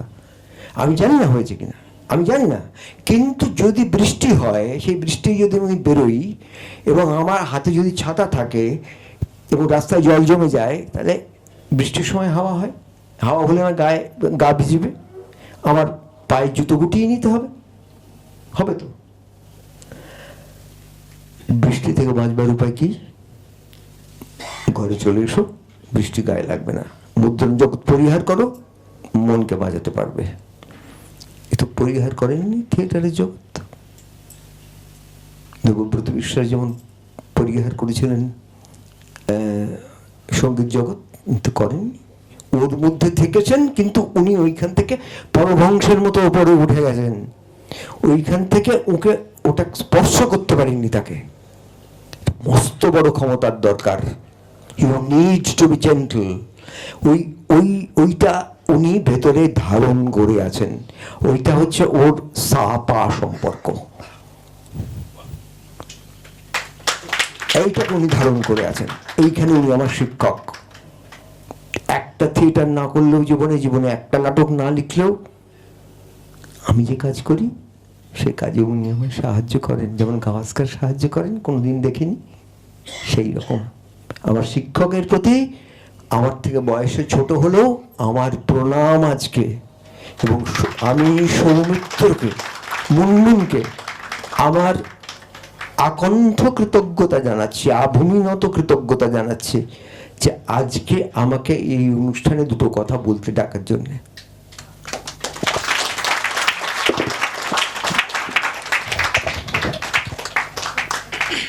বেশ কিছু মুহূর্ত তৈরি হয়, তারপর যেন শব্দরা নিজেরা পালাতে চায়, তারা যেন একসঙ্গে পাশাপাশি বসতে চায় না।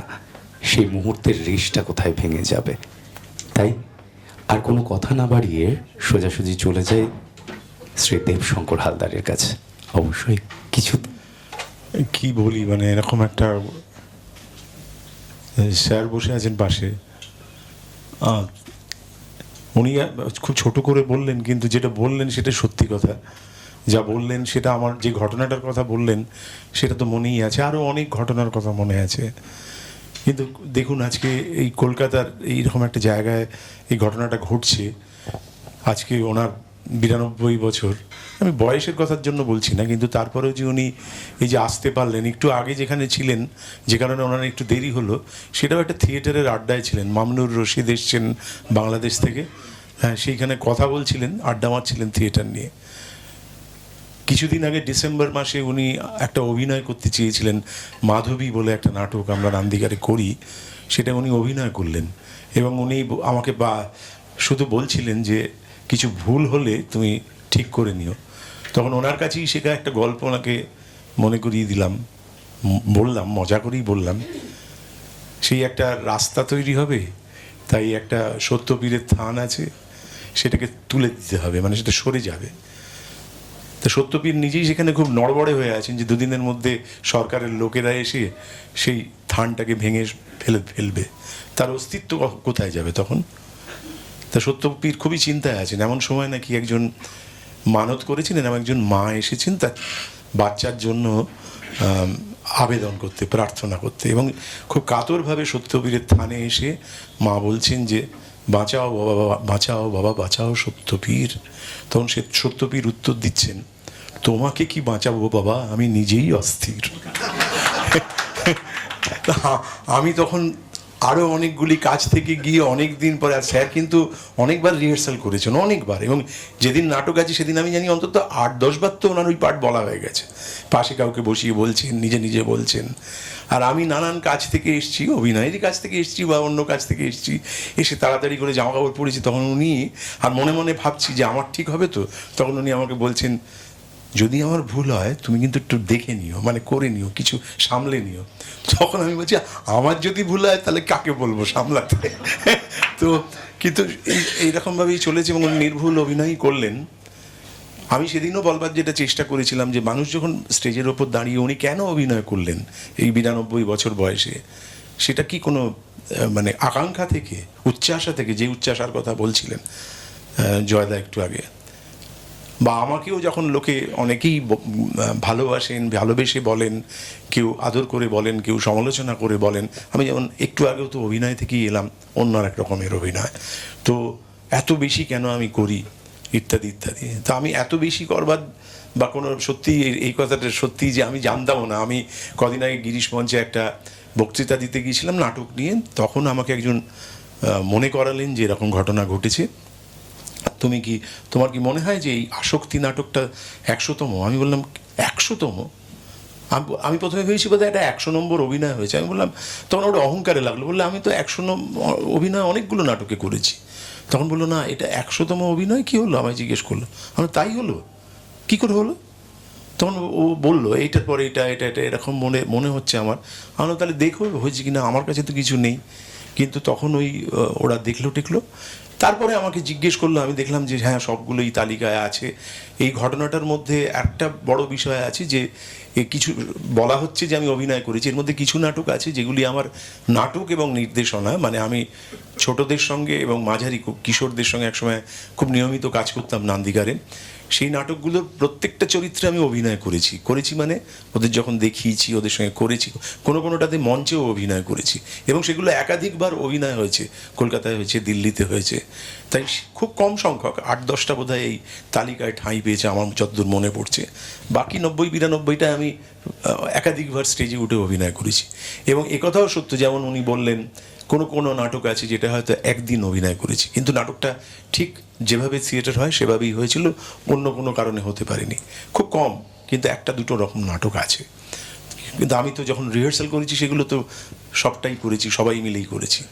তেমনি উনি যখন উঠলেন তখন নিশ্চয়ই একটা প্রেম থেকেই উঠলেন, একটা ভালোবাসা থেকেই, মানে ওই করবার সময়, একটা চরিত্র হয়ে উঠবার সময় ওই সংলাপগুলো বলতে পারার মধ্যে দিয়ে এমন একটা আনন্দ, এমন একটা তৃপ্তি, এমন একটা প্রাপ্তি আসে যেটাকে সত্যি কিছুভাবে বলে বোঝানো যায় না, সত্যিই বোঝানো যায় না কি হয় ভেতরে। এই আমি 2 দিন আগে যে আসক্তি নাটকটির কথা হচ্ছে, এখানে পদ্মনাভ আছেন, আমার অনেক চেনা জানা মানুষেরা আছেন, থিয়েটারের সব মানুষেরা। ওর একটা লেখা আমাকে পাঠালো পার্থ, যে এরকম ও লিখেছে দেবতার মতো একা। ঠিকই লিখেছে, কিন্তু দেবতার মতো একা শব্দটা উৎপল দত্তের একটি নাটকের সংলাপ।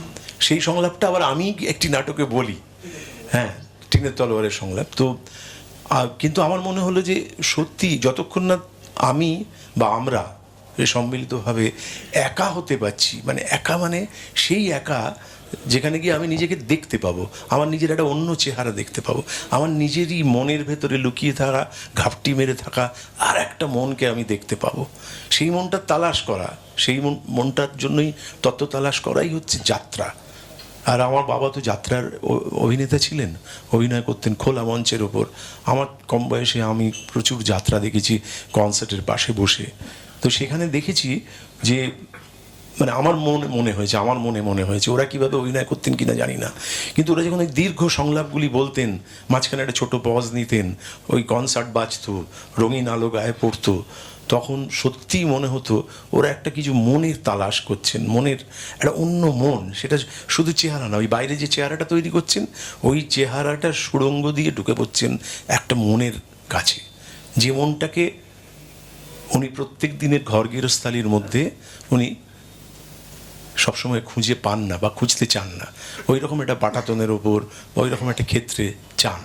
তা 92 বছর বয়সেও নিশ্চয়ই ওরকম একটা মনেরই তালাশ করছেন উনি, যেখানে গিয়ে অনেক দর্শকের সামনে, জীবিত মানুষের সামনে উনি নিজেকে প্রকাশ করবেন এবং নিজের ভেতরে লুকিয়ে থাকা একটা মনকে উন্মুক্ত করে রবীন্দ্রনাথের মতন বলতে চাইবেন যে দেখাতে পারি না কেন প্রাণ খুলে গোতারে। যতক্ষণ না দেখানো হয় ততক্ষণ আনন্দ হয় না। আর ওই দেখানোর ওই সুড়ঙ্গটায় ঢুকবার সময় সে একা ঢুকে, অনেকে তার পাশে থাকে বটে, কিন্তু প্রত্যেক অভিনেতা অভিনেত্রী একলাই ঢুকতে চান সেই পথে। তা আমার এই অভিনীত চরিত্রগুলোর মধ্যে আমি সত্যি এইসব তো ভাবিনি কোনো দিন, যে এরম সৌমিত্রদা যে আয়োজন করেছেন আজকে, যে এটা বললেন উনি করবেন, এবং এই পূর্ব পশ্চিমের উৎসবের অঙ্গ হিসেবে এটাকে দেখে দিলেন ভালোবেসে যে এরম একটা হবে।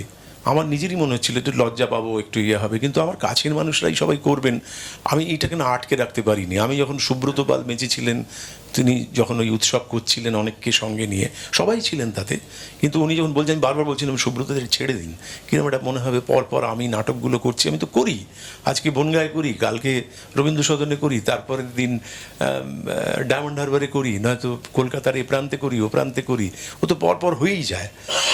কিন্তু উনি বললেন যে এরম করলে বেশ জানান পড়বে যে এরমও হয়, তো ওটা তো আটকে রাখতে পারি না। তার সঙ্গে আমার এখানে অনেকে বন্ধুরা আছেন যারা ওই ফেস্টিভ্যালে অভিনয় করেছেন বা নাটক করেছেন, তারাও আমাকে বললেন আমাদের একটি নাটক করার সুযোগ তুমি আটকে দিচ্ছ কেন, আমরা তো একসঙ্গে সবাই করব। তো সেটাও তো একটা সত্যি কথা যে আমরা নাটকের থিয়েটারের কাজ তো সম্মিলিতভাবে হয়। তো এগুলো সত্যিই কোনো রকম আকাঙ্ক্ষা বা এর থেকে নয়। আমি এইটা মনে হয়েছে, যেমন আমি এরপরেও একটি নাটক করব কিছুদিনের পরেই, আর এই থিয়েটার করার মাঝে মাঝে অনেক রকম সব গণ্ডগোল হতে থাকে, মানে জীবিত মানুষের কারবার তো, জ্যান্ত মানুষের কারবার, মানে করে ফেললাম, এই আজকে একটু আগে একটা শুটিং করছিলাম, ওটা তো বাক্সবন্দি হয়ে গেল, আর আমার দায় রইল না। কিন্তু এই কালকে যে নাটক করেছি, আবার পরশুদিন যখন করব, আবার আমাকে বেঁচে থাকতে হবে, আর বেঁচে থাকতে হবে কি, বেঁচে থাকা কিছু মানুষের সামনে, মানে তারা মানে সামনাসামনি দেখছেন, তো তখন একটা দায়িত্ব পড়ে, তখন সেই দায়িত্বের সময় শরীর ঠিক রাখতে হয়, মন ঠিক রাখতে হয়, ঠিক সময়ে পৌঁছতে হয়, ঠিক জিনিসগুলোকে সঙ্গে করে নিয়ে যেতে হয়। এই যে দায়িত্ব নেওয়ার কথাটা, আমি জানি না উনি যেভাবে বলছেন এই জেন্টল হওয়ার কথাটা, ওটার মধ্যে একটা দায়িত্বের কথা থাকে, মানে নিজের প্রতি এবং অন্যের প্রতি। তার মাঝে তো অনেকগুলো আঘাত আসে, সেই আঘাতগুলোকে সেই একজনের লেখা পড়েছিলাম, আর্থার মিলার সম্ভবত, তার কোনো একটি লেখার বাংলায় ছিল, বা ইউজিন অনিল, যে তোমার ঈশ্বরের দিকে তাকিয়ে বলছেন বারবার যে তোমার ধ্বংস করার ক্ষমতা আছে, তার জমির ধানগুলো সব বারবার ভাসিয়ে দিয়ে যাচ্ছে, তিনি তাকিয়ে দেখবেন যে তার জমিতে এত ফসল ফলেছে, সোনালি ফসলগুলোর দিকে তাকিয়ে হাসবেন যে আমি নিজের হাতে পুঁতেছি, আর ঠিক সেই সময় একটা বন্যা এসে সব ভাসিয়ে দিয়ে চলে যাচ্ছে। সে এক চাষা। তো ডিজায়ার আন্ডার দ্য হেমস বলে একটি নাটক, তো তখন সে বলছে যেই জল সরে যাচ্ছে আবার তা সেখানে ধান পুঁতছে, গাছ পুঁতছে, আর বলছে তোমার বারবার ধ্বংস করার ক্ষমতা আছে, আর আমার বারবার সৃষ্টি করার ক্ষমতা আছে, এই দেখে নাও, আবার আমি ওখানটায় ফল ফলাবো, ফুল ফোটাবো। হ্যাঁ, মন তার ভেসে গেছে প্রলয়ের জলে, ঘর তার পুড়ে গেছে অকাল অনলে, তবুও সে মুখ দেখে চমকায়, মাটি পেলে প্রতিমা বানায়। তা আমাদের বেঁচে থাকা ওই রকম মাটি পাওয়া, আচমকা হঠাৎ হঠাৎ কোথা থেকে পায় একজন মানুষ, ছবি আপনি জেগে ওঠে। এই আমাকে অনেকেই জিজ্ঞেস করেন কোন পদ্ধতিতে করেন, কিভাবে করেন, তো ওইগুলো ব্যাকরণ সম্মতভাবে এক দুই করে স্বরলিপির মতো করে লেখা যাবে না, যায় না, অন্তত অভিনয়ের কাজে ওগুলো লেখা যায় না। যে পারে বা যে চায় সে সেগুলোকে আহরণ করে নিতে পারে, এবং এইভাবেই খেলাটা চলতে চলতে চলতে চলতে আমি শুরু করেছিলাম ফুটবল বলে একটি নাটকে, এবং উনি বসে আছেন, ওদের সঙ্গে ওই থিয়েটারে অভিনয় করলাম। আমি ক্রাউডে একটা চরিত্র, মানে অনেকের সঙ্গে কোরাসে একটা চরিত্র করতাম, ওইটা পেয়েই কি আনন্দ। তারপরে আমাকে বললেন তোমাকে বাস স্টপ হতে হবে। ভাবুন, একটা লোক শুরু করছে, আজকে যাকে আপনারা 100 নম্বর পাঠ দিচ্ছেন, সে কিন্তু একটা বাস স্টপের চরিত্রে অভিনয় করেছিল। একটি ডায়লগ ছিল, একটি বাস স্টপের এরকম একটা কাট আউট নিয়ে দাঁড়িয়ে থাকতাম, সেটাকে একটা সময় সরিয়ে দিয়ে তারপর চিৎকার করে একটা সংলাপ বলে আবার বাস স্টপটা মুখ ঢেকে দিতাম মুখটা, ওইটুকুই আমার সংলাপ ছিল। যদি বলতে পেরে যে কি আনন্দ হতো। এই বাস স্টপ, আপনার ক্রাউড মানে সাপোর্টার, এই করতে করতে আমি ওই নাটকে শুধুমাত্র ওনার চরিত্রটা ছাড়া বাকি সব কটা মেল চরিত্রে অভিনয় করেছি। তার কারণ আমার আকাঙ্ক্ষা ছিল, আমি সত্যি কথাই বলছি, ওই জেনে বুঝি তো করিনি, কিন্তু আমার মনে হয়েছিল ওই লোকটার মনটা কেমন। আমি যখন ওই বিনয়দা বলে জামাইবাবুর চরিত্রে অভিনয় করেছি, তখন ওই লোকটার মনটা কেমন ছিল। আবার জামাইবাবু যাকে মানুষ করতে চায়, সেই হরি কেন্দ্রীয় চরিত্র, তাতেও কয়েকটা অভিনয় করেছি। গৌতম বাইরে তখন চাকরি করতে গিয়েছিল, তো গৌতম করতো ওই চরিত্রটা। এই যে ফিরে ফিরে একটা আয়নাকে উল্টে দিয়ে আর একটা চরিত্রকে দেখা এবং তার অভিনয়ের মধ্যে ঢোকা, এইটাই একটা অদ্ভুত আনন্দ, ওইটাই তাড়িয়ে বেড়ায়। আর এখন যেটা হয়, আমাকে অনেকে বলেন যে কিভাবে নির্বাচন করো, এ করো। আমি দুভাবে নির্বাচন করি বলেই আমার মনে হয়। এক হচ্ছে আমার উল্টো দিকে যিনি আছেন তিনি কত আদর দিয়ে বলছেন, বারবার বলছেন, নাছোড়বান্দার মতো বলছেন। এরকম হয় না, হয় না, অনেক বন্ধু আছে, তুমি একটু বন্ধুত্ব করো না আমার সঙ্গে।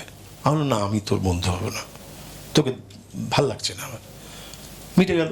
আবার পরের দিন সে বলছে, আরে ভাই একটু করো না বন্ধুত্ব, একটু দেখো না। এই প্রায় নাছোড়বান্দার মতো রোজ বলতে বলতে আমি একদিন বললাম, আচ্ছা ঠিক আছে আমি তোর বন্ধু। এখন বন্ধু বললে তো তার দায়িত্ব নিতে হয়, তার সঙ্গে দুদণ্ড বসতে হয়, কথা বলতে হয়। এই যে কথা বলা আরম্ভ হলো, এই যেই দুদণ্ড বসলাম, অমনি আমাদের ভেতরে কিছু হতে থাকলো। এই চরিত্রগুলোর সঙ্গেও তেমন হয়। আমি সবচেয়ে বেশি দেখি কে কত আদর। আপনারা বলবেন খুব আদর দিয়ে একজন বললো আর একটা উঁচা চরিত্র দিল, তুমি করে ফেললে। ওই বিচারগুলো তো থাকে, কোনটা যে উঁচা হবে আর কোনটা যে খারাপ হবে।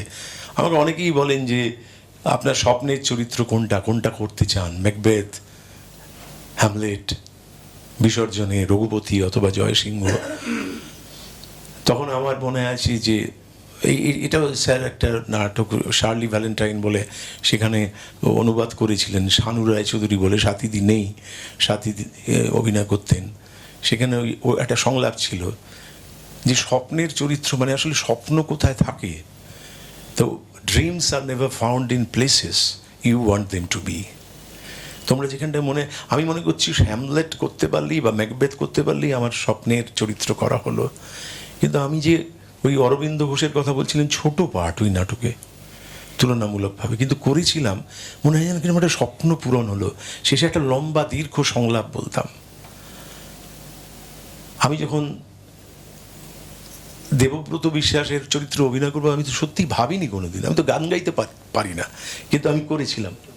হ্যাঁ, এই শহর এই সময় একদম সুনীল গঙ্গোপাধ্যায়ের কবিতার শেষটা বলতেন। হ্যাঁ দেখুন, মনে রেখেছেন সব। এটাও স্যারও করতেন আমাদের সঙ্গে, ওনারই তত্ত্বাবধানে হয়েছিল এই শহর এই সময় বলে একটি নাটক। সেখানে সুনীল গঙ্গোপাধ্যায়ের একটি কবিতা বলতাম করতে করতে। হ্যাঁ মানে ওই একটা, হ্যাঁ সেইটার একটা পোর্শন বলতাম, উনি মনে রেখেছেন। বাঁচো বাঁচো তোমরা সবাই বাঁচো, বাঁচো জেলখানায় তোমরা সবাই, বাঁচো হাসপাতালে তোমরা সবাই, বাঁচো বাঁচো বেঁচে থাকে।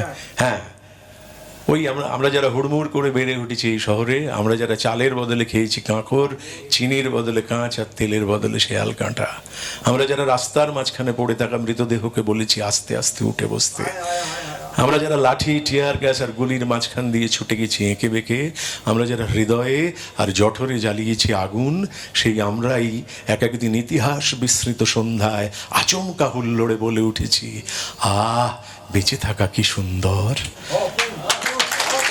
এর পরের লাইনটা উনি বলছিলেন, আমরা নিঃসঙ্গ কুষ্ঠ রোগীকে, পথভ্রান্ত জন্মান্ধকে, হাড় কাটার বাতিল বেশ্যাকে বলেছি বেঁচে থাকো, বেঁচে থাকো হে ধর্মঘটি, হে অনশনী, হে সন্তানহীনা ধাইমা, হে ফুলচোর, বেঁচে থাকো, বেঁচে থাকো হাসপাতালে তোমরা সবাই, বেঁচে থাকো জেলখানায় তোমরা সবাই, বাঁচো বাঁচো বেঁচে থাকো। সত্যি আমাদের বেড়ে ওঠা এই লোকগুলোকে নিয়ে, এই যাদের কথা আমরা নাটকে বলতে চেয়েছি। আমি আমার বাবাকে দেখেছি অভিনেতা, সন্ধেবেলায় এই নাটকে বেরোবার আগে আমাদের একটা দোতলার ঘর ছিল, বড় ঘর, সেখানে বাবা খুব ঈশ্বর ভক্ত ছিলেন।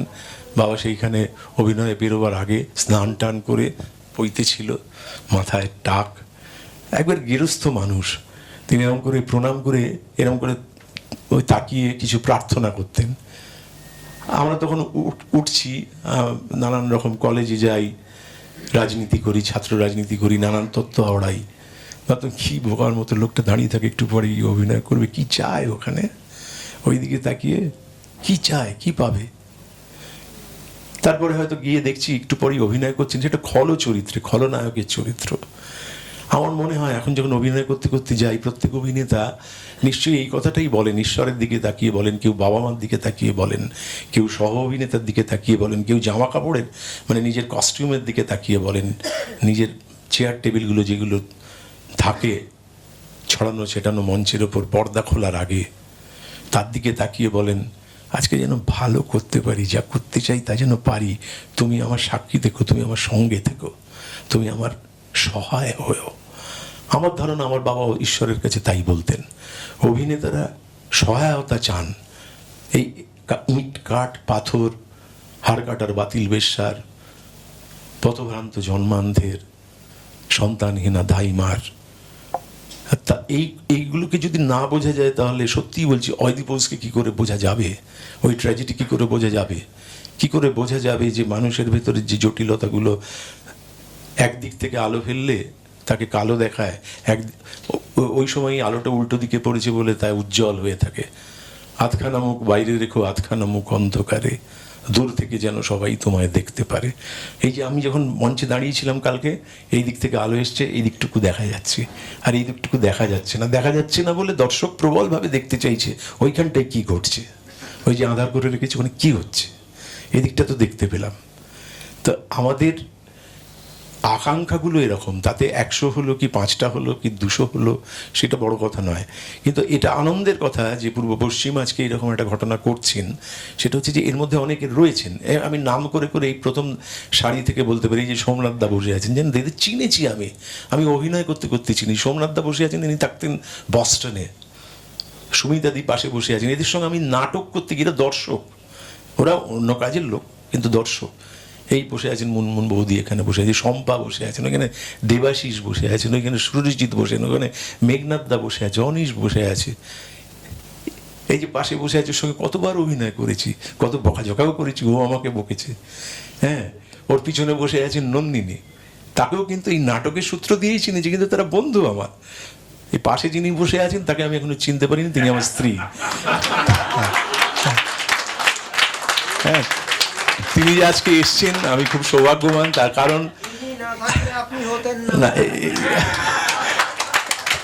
আমি সৌভাগ্যবান এই কারণে যে আমি সত্যি কথাই বলছি, আজকে এটা বলতে আমার বয়স হয়েছে বা 60 পেরোলাম বলে বলছি না, সত্যি কথাই যে আমি যে অত্যাচার এবং যে অবিচার এবং যে এগুলো কোনো ওকে শোনা, এগুলো আর কোনোদিন ওকে বলিনি, আজও বলছি না, কিন্তু বলছি আমার যে জীবনটা এলোমেলো, এই 100টা নাটকের পিছনে 100টা রিহার্সাল, এবং আমাদের রিহার্সালগুলো কিন্তু 1 দিন 2 দিন না, অনেক দিন, এবং অভিনয়। কালকে রাতেও আমি রাত্রির 2টোর সময় বাড়ি ফিরেছি, এবং ওর শরীরটা একটু খারাপ, এই তৎসত্ত্বেও তো জেগেছিল।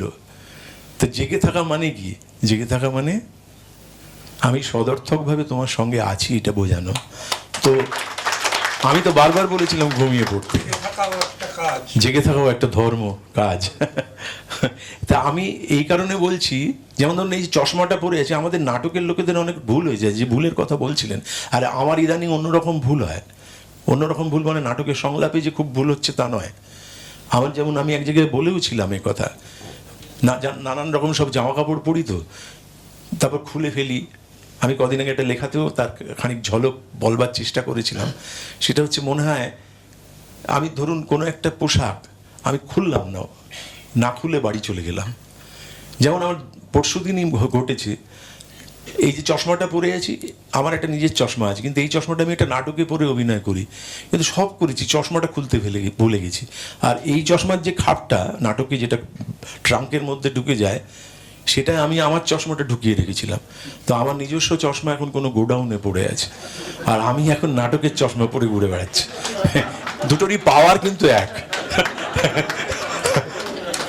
এবং আমার বারবারই মনে হচ্ছে, আচ্ছা এই চশমাটা পরে ঘুরে বেড়াচ্ছি কেন আমি, কেন ওটা যতক্ষণ না আমাকে দিচ্ছে আমি ততক্ষণ এই নাটকের এটাকে বয়ে বেড়াবো। কিন্তু তা মাঝে মাঝে দেখছি একটুখানি অন্যরকম দেখতে, এটা চৌকো মতন ইত্যাদি, কিন্তু অসুবিধে কি আছে?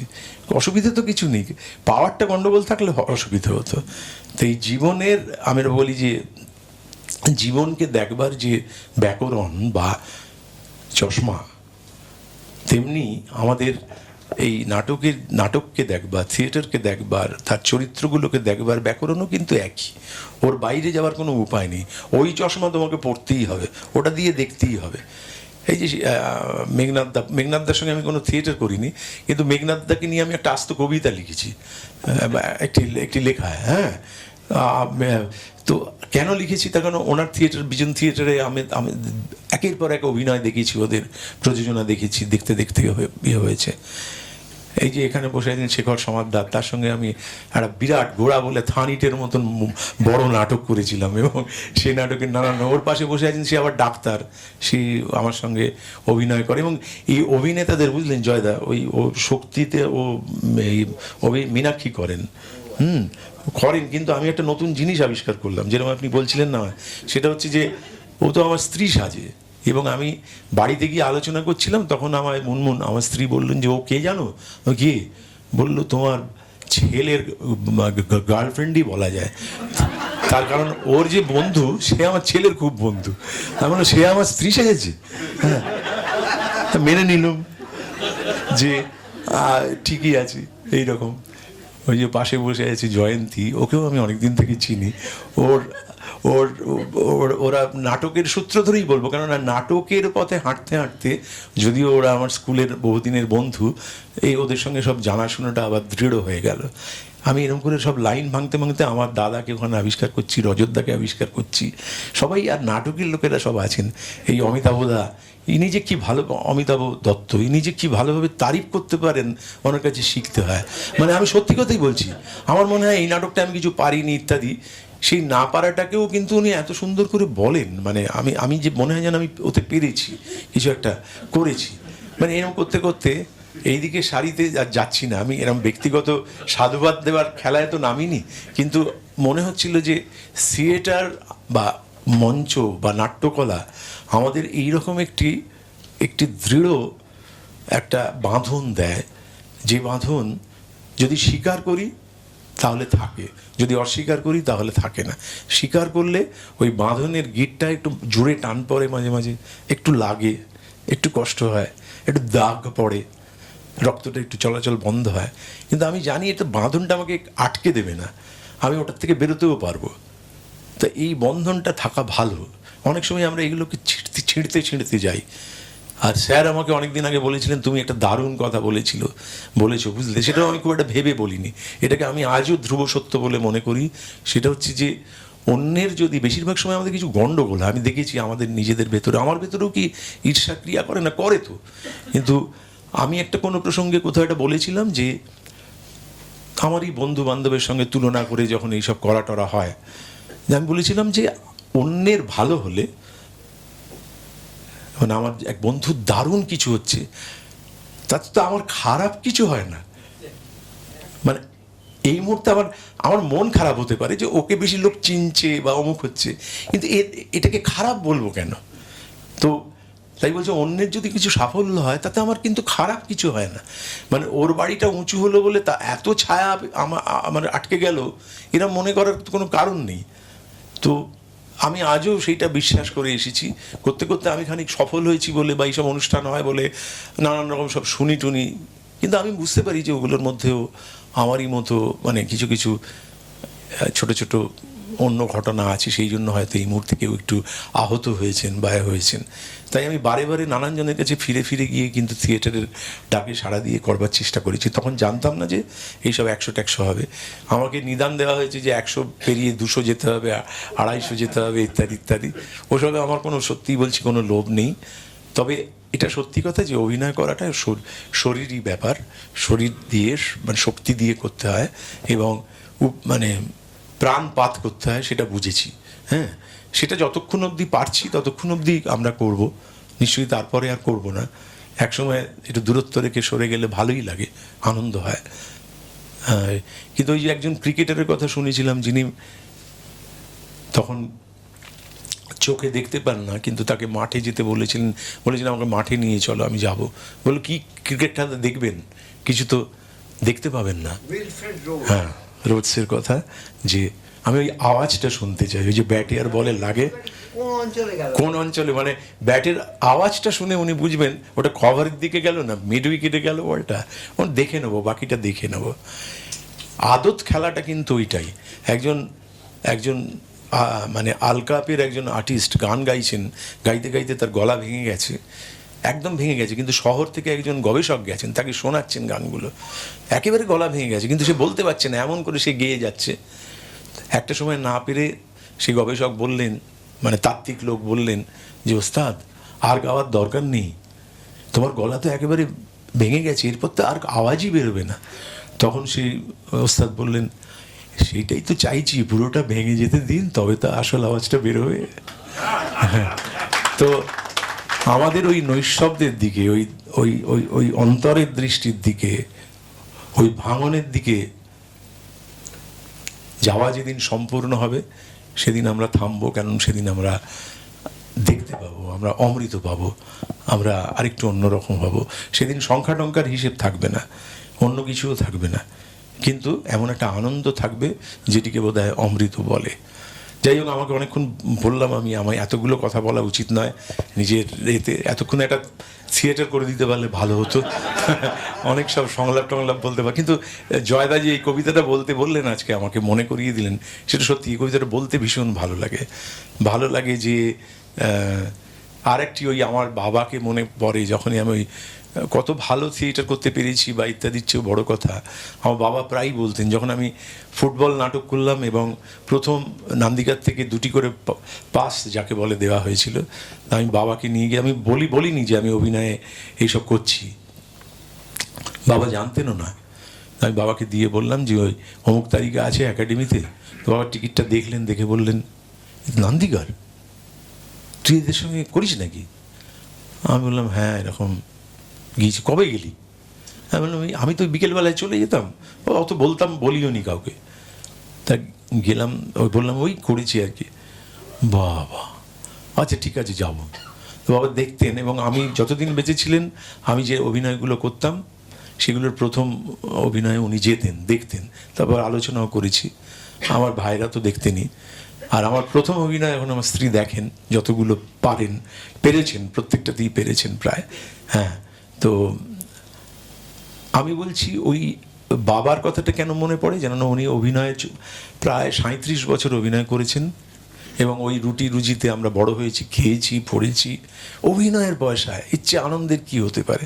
তাই মানে আমি এটা আমার কাছে খুব গর্বের বিষয় যে আমার বাবা অভিনেতা ছিলেন, যাত্রার অভিনেতা ছিলেন, কিন্তু ওদের দেখে এখনো আমার মনে হয় যে প্রতিটি অভিনেতার মধ্যে ওই সওদাগরের নৌকার ওই সংলাপের মতন একটা ধার বা একটা আকাঙ্ক্ষা থাকে।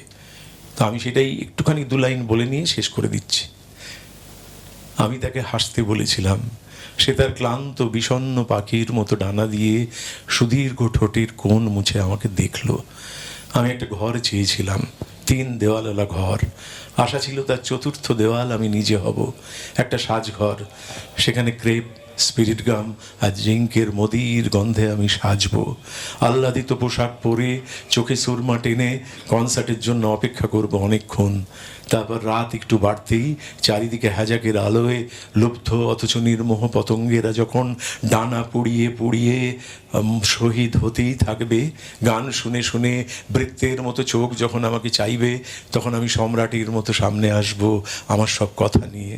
তখন আমি ঈশ্বরের সন্তানের মতো দেশহীন কালহীন প্রান্তরে দাঁড়িয়ে কথা কইব, আর মানুষ আমারই মতো সব মানুষ আমাকে ভালোবাসবে। আমি শুধু ভালোবাসতে চেয়েছিলাম, এই কথা ভেবে ক্ষমা করবে আমার অশেষ দুর্বলতার যন্ত্রণা। তখন আসরের 4 ধারে সবাই কাঁদবে, আর তারই পাশে বসা রক্তের শিশুকে জড়িয়ে ধরে ভাববে আমি একে অভিশপ্ত হতে দেব না, আমি ওই সোচ্চারিত নটের মতোই আমার এই মহৎ ভালোবাসাকে বাঁচাবো। তখন আমি অবলীলায় আমার অর্ণবপোতকে আনবো সফলতার তীর্থে। তখন ভালোবাসা আর বিমিশ্র আনন্দের সার্থকতায় একটি দেববালা নেমে আসবে স্বর্গ হতে আমার দেশের, আমার প্রতিবেশীর কাছে, বলবে তোমরা মুক্ত, তোমরা শুদ্ধ, দুশ্চর তপস্যায় তোমরা অমৃত। এই বলার।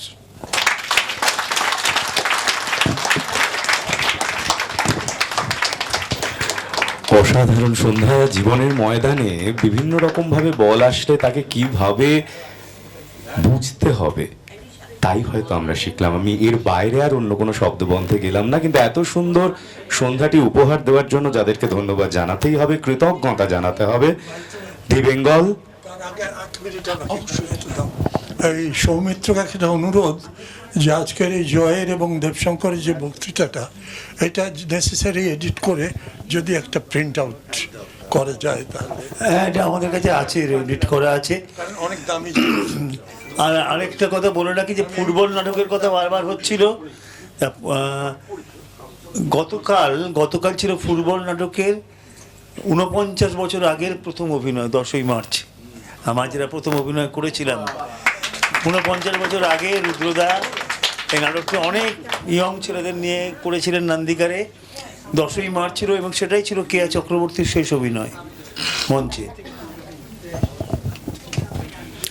আরো কত গল্প বাকি আছে, সেই গল্পগুলোর জন্য আরো কয়েকটি সন্ধ্যায় আমরা অপেক্ষা করব, কিন্তু আজ এই সন্ধ্যায় যাদেরকে কৃতজ্ঞতা জানাতে হয় the Bengal Indic house foundation, Senco jewellery centre এবং অবশ্যই কনক্লেভ কর্তৃপক্ষকে। এখন সময় ব্যক্তিগত আলাপচারিতা এবং চা চক্রের। চলুন সবাই।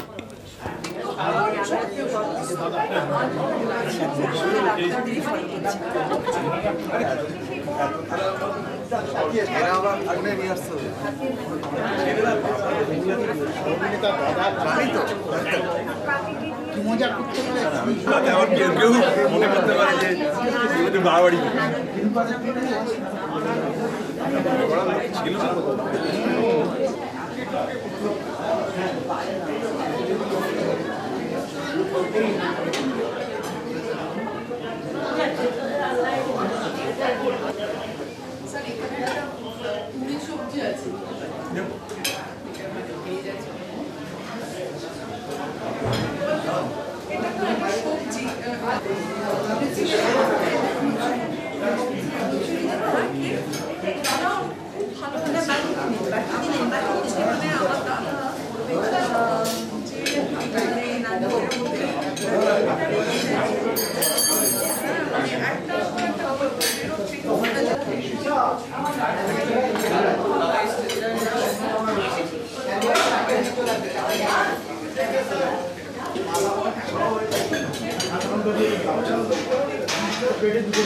হ্যাঁ ওনাকে আগে একটু কাঁচা লঙ্কা দিয়ে ঢাকি ওখান থেকে তুলে নেবো আবার আলাদা বাটি আমার একটা শুকনো না জীবনেও আমাকে একটা শুকনো দল সবাই আমাকে একটা দল শুকনো জল জল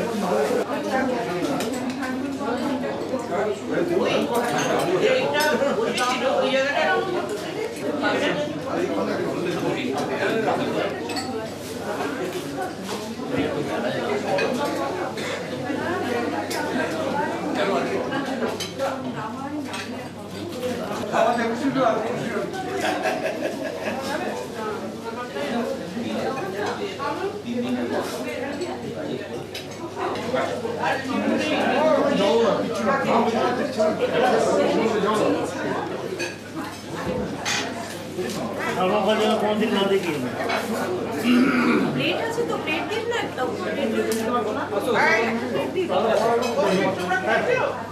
টক জল দিয়ে দেন কাগজের